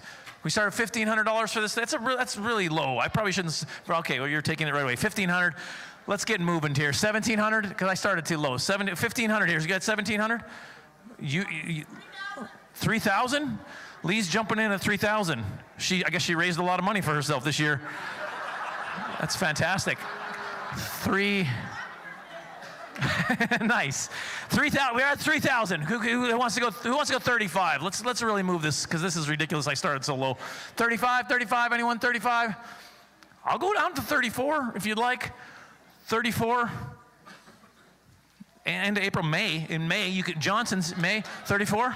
We got 34 here. Oh, he was 34. You want to go 35 then? Because that's where I was. 35. We got 35. You want to go 36? You want to go 4,000, and you're 4,000 as well. You're bidding against each other now. That's not going to be good. 4,000. You want to go 42? 4,200. We got 4,200. Anybody else? I don't want to leave out this side of the room. It was a weak side last year. It's like the ghetto. We got the rich people. The ghetto side.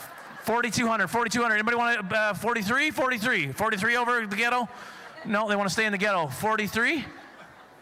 44? 44. Okay, I wasn't sure.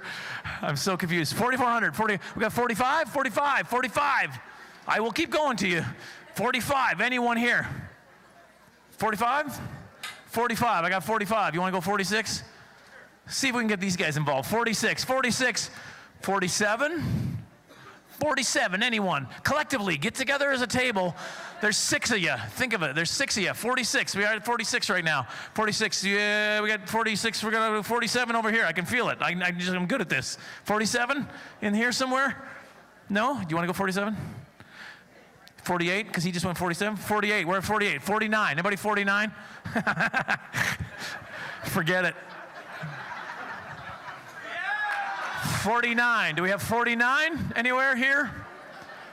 49. We got 49 there. Oh, well, you're in 5. You're going to go even 5? 5,000. Anyone want to go more than 5,000? 52 maybe? 52? The back? 52? 52? 52? Yeah? No? Yeah? 52. We got a 53? 53? You want in a 53? Yeah, 53. 54? Anyone? Anyone? Nothing. Not a Palm Springs place. You're like a cold weather. We'll come back to you. We got some mountains and stuff. Where was I? 52? You're gonna, okay, here's your job for the rest of the night. Listen, you gotta be listening so we know where we're at, because I'm totally gonna forget. Where am I at right now? 55. Who is that? That's a great bid. 55 over here.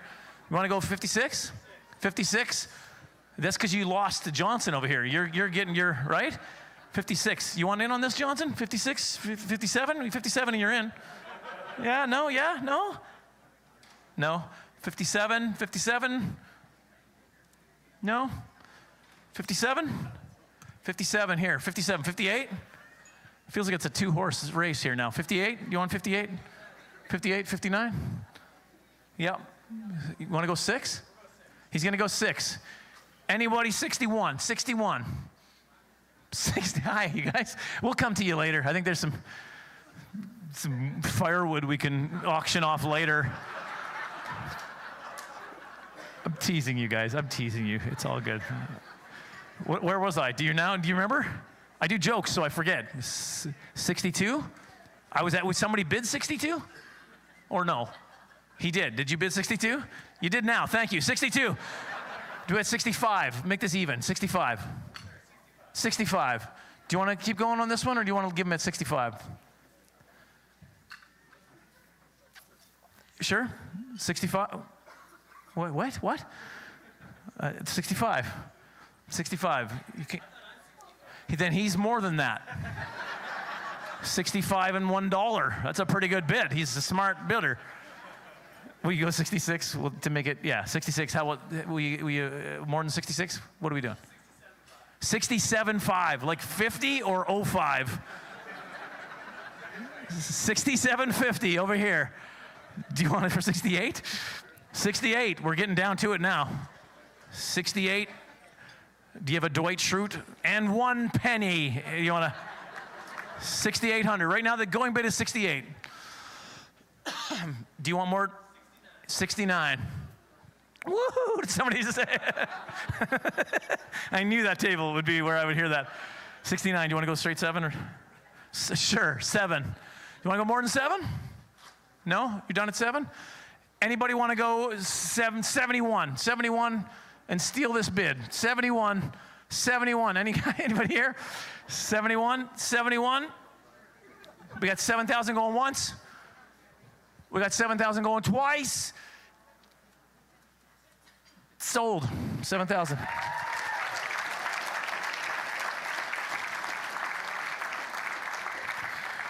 I think I have a credit on, I have like a $64 credit on Flair. I'll throw that in as well. I forgot to mention that. I should have mentioned that. All right, the next item is a 3-night stay at the Green Giant Sasquatch Mountain. Wait a second. Gather your 20 best friends, 20 friends, for the ultimate mountain getaway in this luxury chalet. Perfect for family reunions or a long overdue friend trip. 20. This is a ski-in, ski-out chalet and has it all. It has hot tub, sauna, games room, and it has space for 20 plus guests. Christmas, New Year's, and Family Day are the only weekends that's not available. Christmas, New Year's, Family, but every other day is available for 20 of you and your friends. Listen, I don't make any promises, but it is called Sasquatch Mountain, so you'll probably have a sighting. A Sasquatch sighting. I don't want to guarantee it, but likely see Bigfoot. All right. Why is it not? Hang on. I just want to look on the. I want to look at the fair market value, so I start at the right. 55. Okay. So let's start at 3,000. Let's start at 3,000. Anybody want to jump in right here at 3,000? 20 friends. Do the math. What's 20 divided by 3,000? Somebody, are you doing the math for me? 3,000 divided by 20. Quickly, do it on the thing. 3,000 divided by 20. Anyone? 3,000. 31. 32. 33. 33. 34. 35. 36. 37. 38. I'm really good at counting. 39. 4. You want to go 4? Where was the other guy? I lost him now. 4.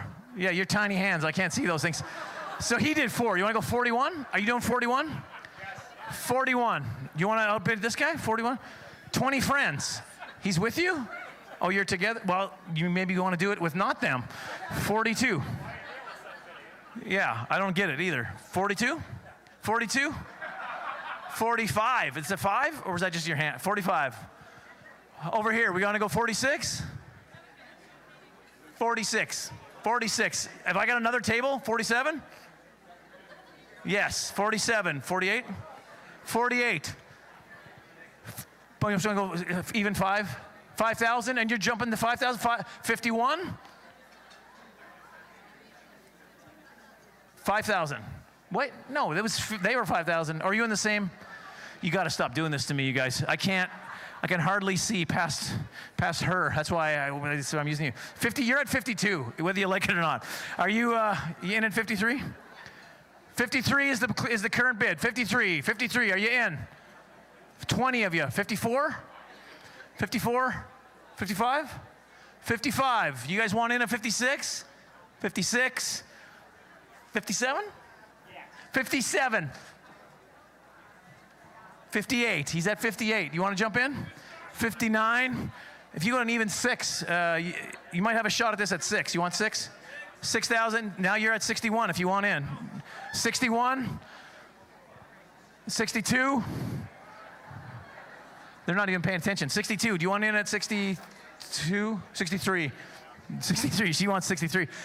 64. You lost the last one, so you're in. I get it. 64. 65? 67. She's at 67. Do you want 68? 68. 67. 68. These guys just want to be 69. 68? 7,000. We got 7,000. They jumped over the sickos. 7,000. 71? 71. You want 72? Great year. 72. Oh, wow. That's hurtful. 7,200. 73? Remember, divided by 20. It's like $10 each. I'm not really good at math. 72? Are you still paying attention? Is it 72? 73? 73. Do you want 73? Yes, no. 73? How about here? You want it for 73? 73? Right now we're at 72. You want 73? Yeah, 73. Are you still in? It's 74? $7,400. You guys?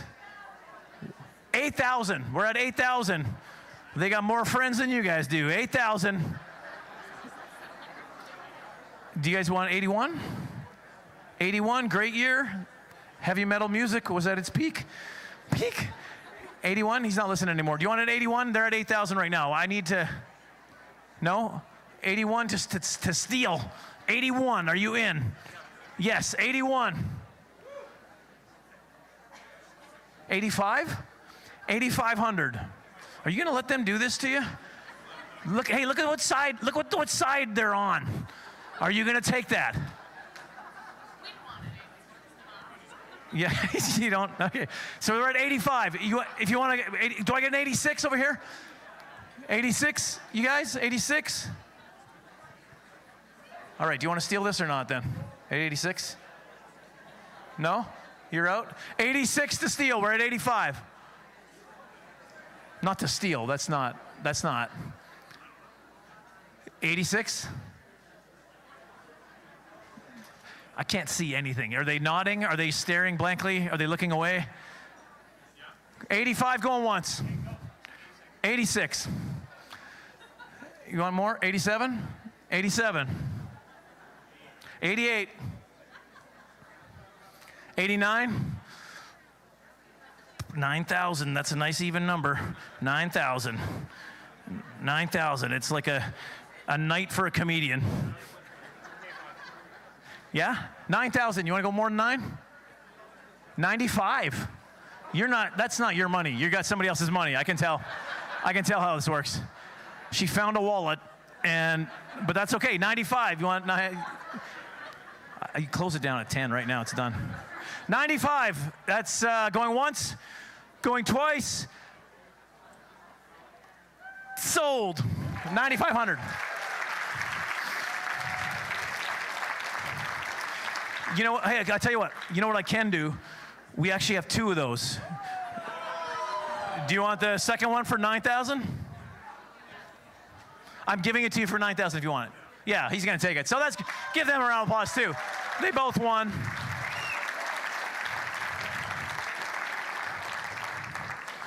All right. Get it. This is exciting. Come on, Deb. Get some more applause than that. Let's go. Or more head nodding. Lots more head nodding. Thank you. You're like a Vince Vaughn. You're like a young Vince Vaughn. That's what you are, sir. You're so money, you don't even know it. Do you get the reference? You don't even know the reference.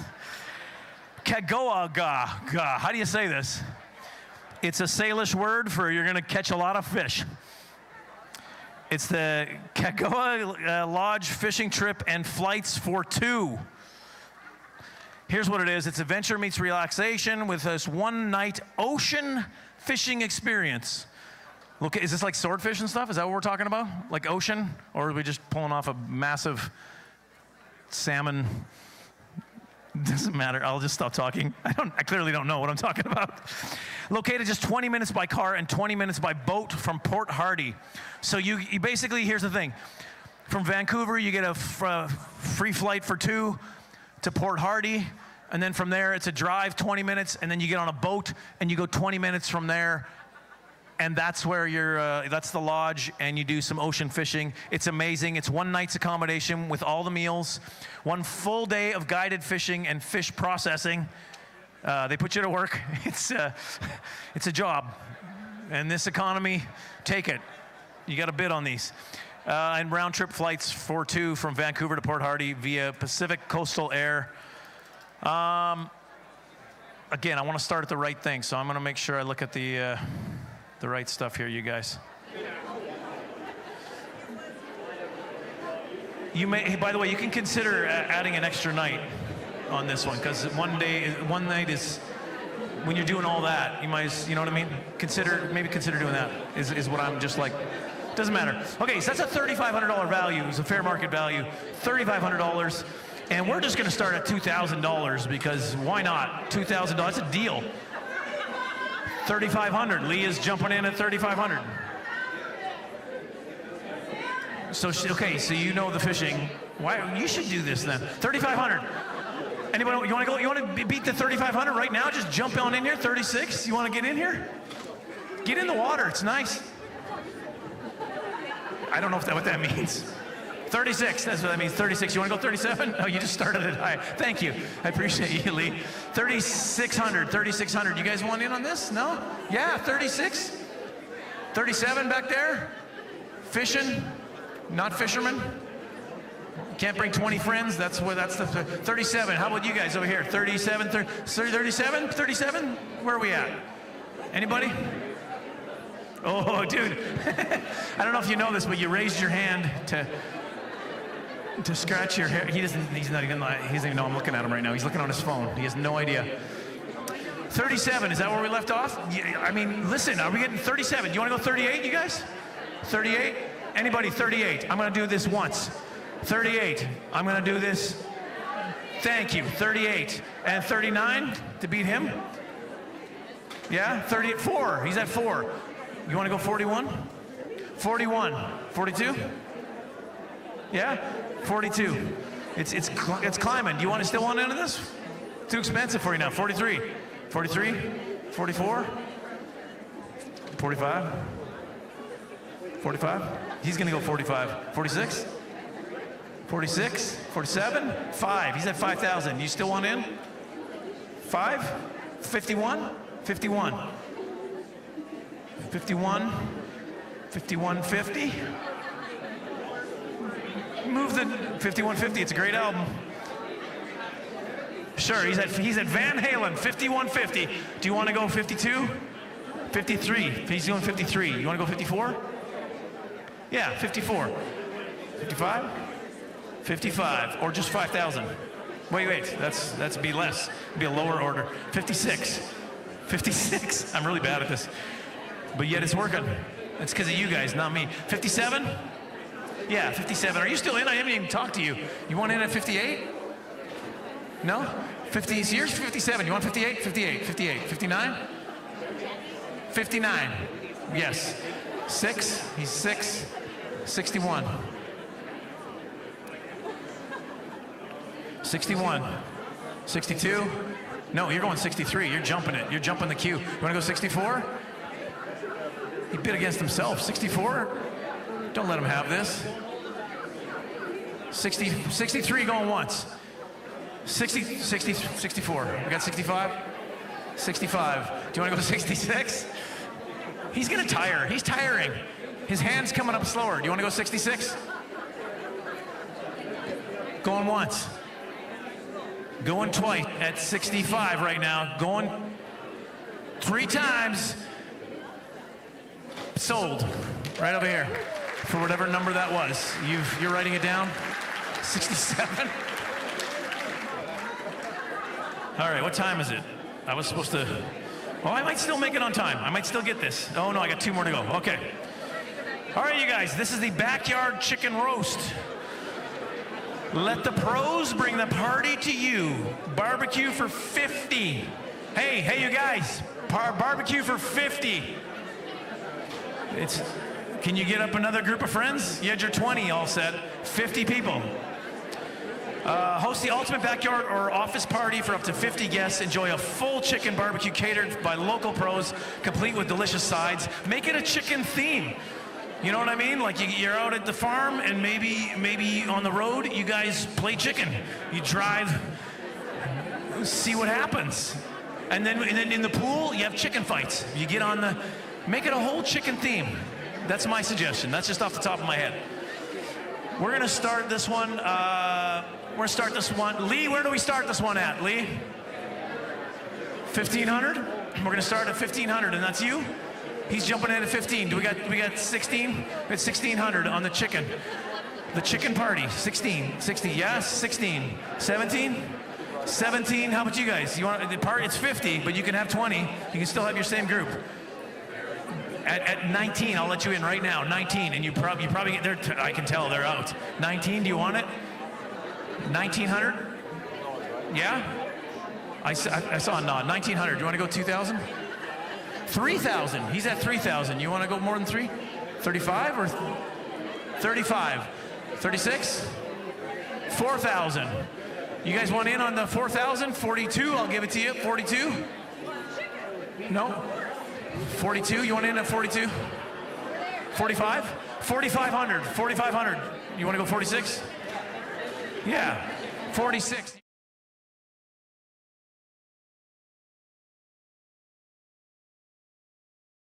Can't see. I see your hands. 47. Yeah, I can. 5,000 here. We got 5,000. It's the food. That's what's bringing them in. It's the food. That's the secret. 5,000. We got 5,000 over here. You want to go 55? 55. They're at 5,000. How about you? Stand on standby. 55, 56? 56? 56? Yeah, no, 55 is where we're at. You want 56? How about you guys? 56? He's 56 over here. 56. Do you guys want in a 57? Whoever you guys were? 57? 57 over here. 57? 58? 58? She's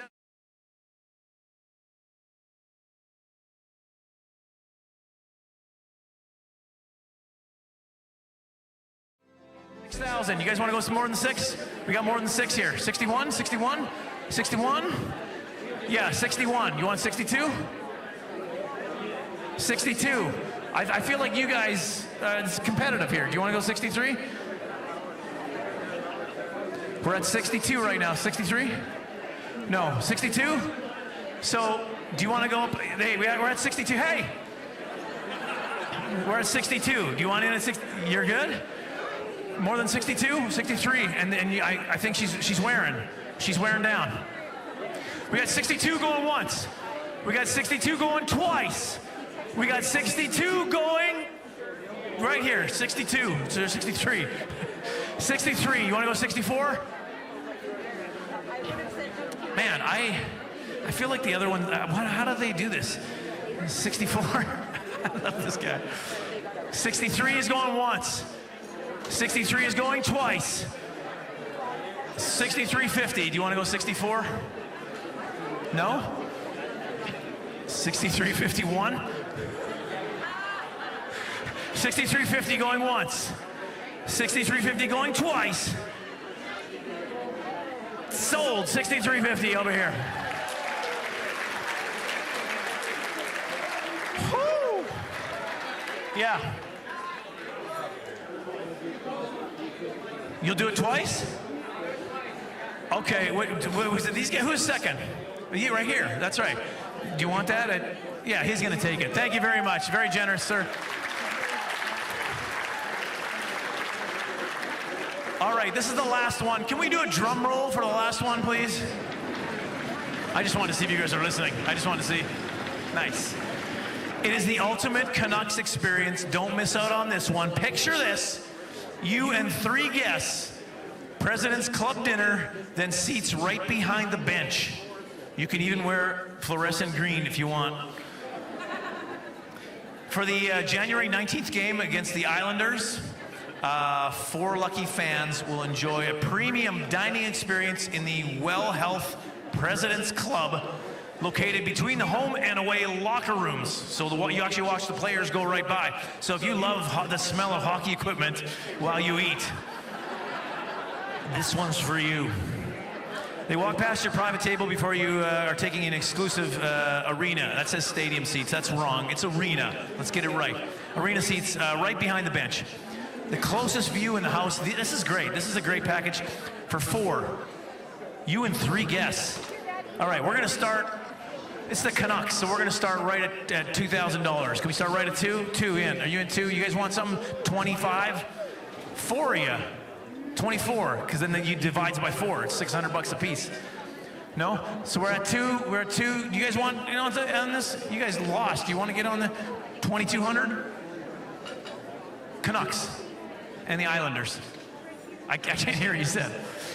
It sounds like he's a Canadiens fan. We got 22, 2,200, 2,200, 23, 25, 25? Okay, I thought you said 5, like 5. 2,500, do you want to go 26? 26, 27? 28? Yeah, 2,800, 2,800. Let's just make it 3. Go 3? You want to go more than 3? 31? Yeah, he's going to go 31. Are you in for 32? 32, 33? Even 33. It's like a record. 33. Do you want to go 35? I've seen him quit. He quits. 33. You want to go 35?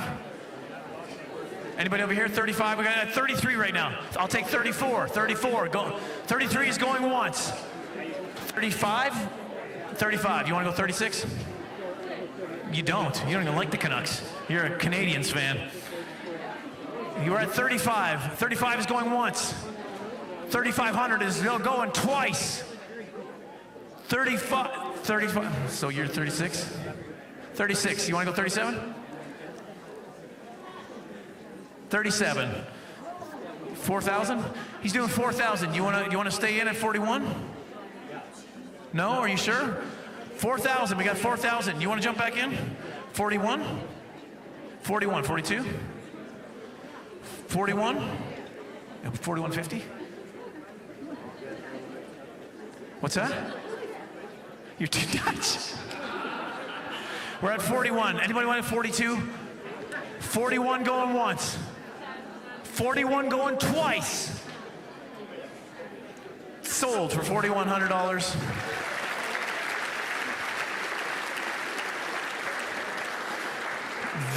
Those are the items. Give yourselves a round of applause. You guys are such an amazing, generous group of people. Thank you, everybody, for bidding. Thank you for those that gave the prizes. And I'm going to hand this over to Lee. Thank you so much.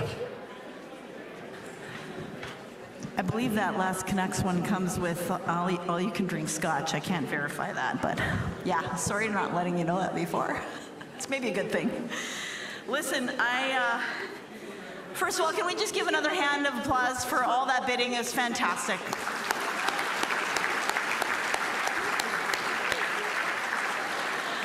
Somewhere over here on this side of the room, I believe there's a bid for, momentarily, there was a bid for $975,000 for the 2 nights at Whistler. I believe that was a few too many zeros, so we've got that corrected.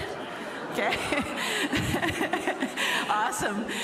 It's good for the director of development. Made me really happy. It'll make you happy that we're quick with our technology. The silent auction is now closed. Is that correct? Check real quick. Thumbs up, my team. No, not closed yet. Not closed yet. 1 minute countdown for the silent auction. Let's hear ya. Do we have a countdown? Somebody told me there's a countdown. You got 1 minute. I'm counting 60, 59, 58, 50. No, I don't think it's 9 minutes. 39, 38. When we get to 10, I want to hear all of you that are not on your phones counting down with me, because it means you can also go home soon, so that's exciting. Almost there, 25.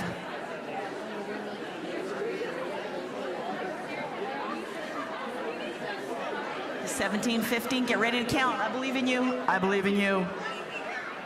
And here we go. 10, 9, 8, 7, 6, 5, 4, 3, 2, 1. Woo!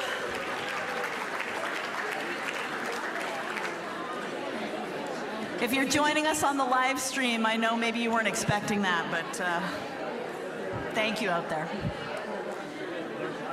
All right, our silent auction is now closed, minus 1 item. So, Jurian, you want to bring that lovely, beautiful picture up to me?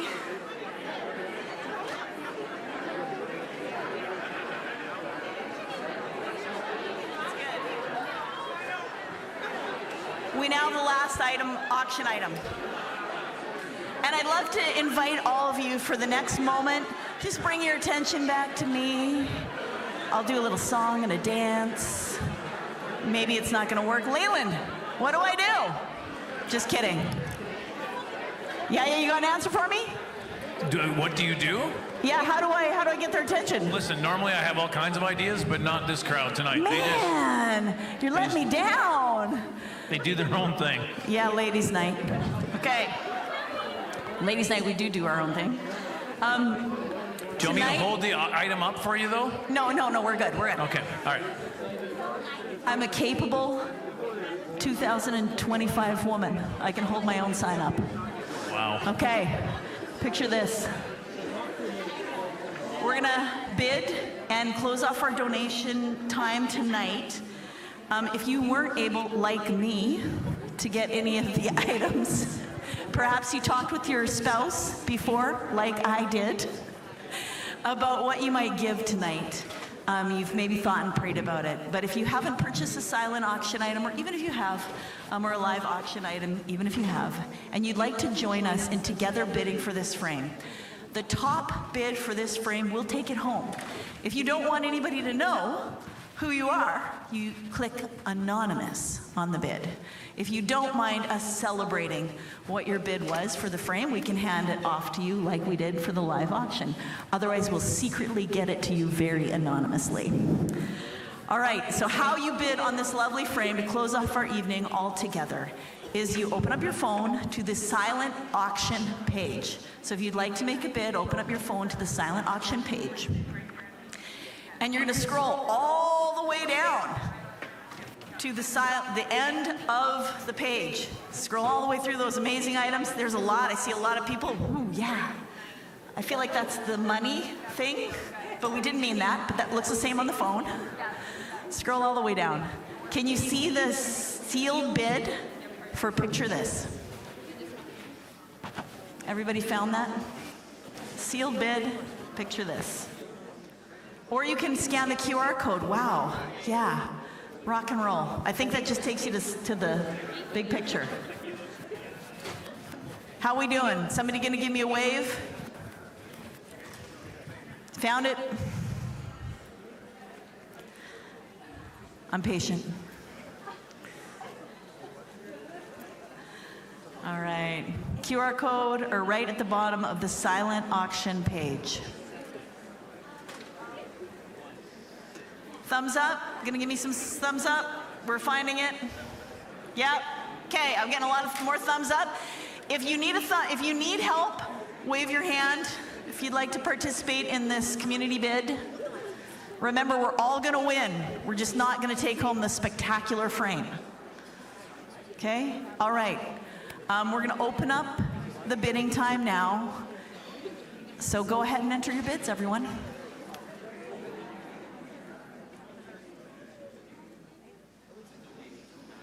It's a donation no matter what. Thank you, Gary. Yes. Thank you. Thank you. Yes. Yes. Community bid. It's a donation. All together, it's our donation time. Okay. All right.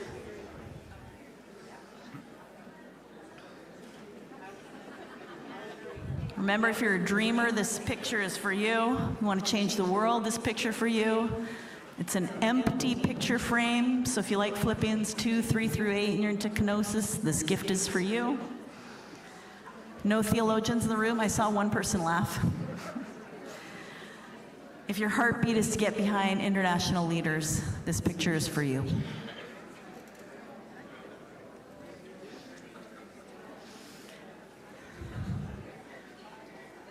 We'll just wait one moment more.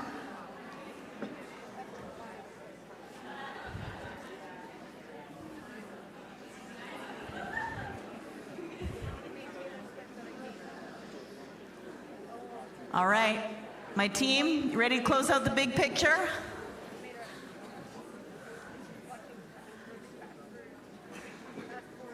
I think we are. All right, Jess, thumbs up. Big picture.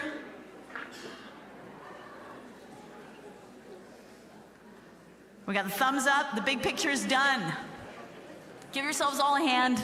Thank you so much for joining in. If you joined in this last moment with us, thank you very, very much. And to close us off this evening, I'd like to welcome up Angela Gertzen to the stage. Thanks. That was fun. Thanks, Lee. Can we just give Lee a clap? She's officially the fun one in our office, if you can't tell by her just being on stage here. Wow, I'm super inspired, and just really want to appreciate every person that came out here. It's been 22 years of, for me personally, hearing these stories and being part of this event. And every year, I just sit at the table and feel awe-inspired. And I guess it's good that I still work at Hungry for Life. So you've heard it a lot tonight, but I want to ask you one more time, after we've gone through the fun of bidding and chatting, to just picture this with me one more time. A community where families have what they need to thrive. where leaders are equipped and supported to serve with compassion and justice, where hope and faith are alive and people experience what it truly means to flourish, both physically and spiritually. I've had the incredible privilege of working with a lot of our groups here in Canada, and let me tell you, lives change through relationship of connecting with people across the world. That's the picture that Hungry for Life exists to create. We exist to lift leaders and to support those who are already leading with what God has placed on their hearts. And your generosity is something that fuels that work.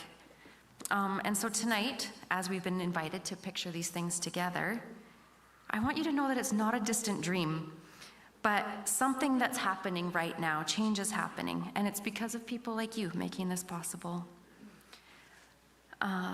So remember, as we think back through everything that we've seen tonight, you're standing shoulder to shoulder with the people in Ukraine, leaders in Kenya, Peru, ladies like Adelina, who are traveling 120 kilometers in her workday to far mountains to teach about healthy families and the gospel. And your partnership makes all of this possible. And it's a beautiful image of a global family connected by faith and generosity, working together where every person can flourish. And so tonight, as we wrap up the program, I first of all just want to thank our fantastic staff who work for months putting this thing together. So thank you, all of you, for your really hard work.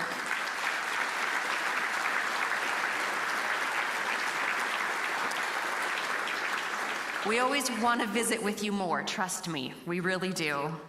And then for all of you for coming, thank you. Thank you for your trust in us as an organization. Thank you for giving. Thank you for your generosity. Every gift given here tonight represents more than money. It really represents your heart and your reflection of what your value is, and it represents God's provision. And we believe that God is the ultimate provider and sustainer behind everything that we do. And we're humbled that he uses you all and our staff as part of his story of transformation.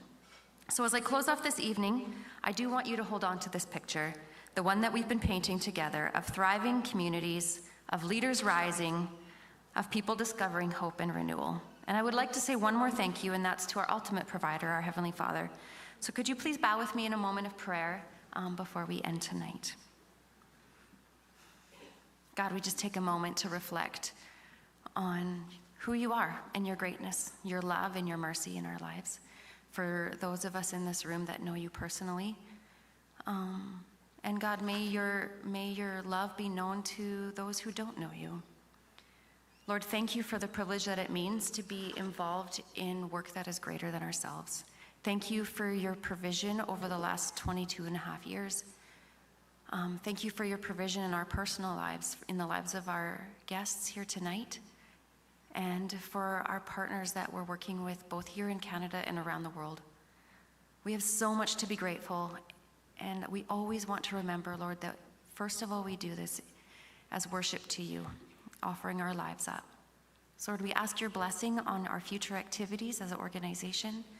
We ask your blessing on all of the people here tonight, that we may go in peace and in joy and with hearts full, celebrating just the amazing work that we've been able to celebrate here tonight. Amen. So, from all of us here at Hungry for Life, thank you again, and thank you for coming. We have one more short little recap video, so please turn your attentions back to the screen.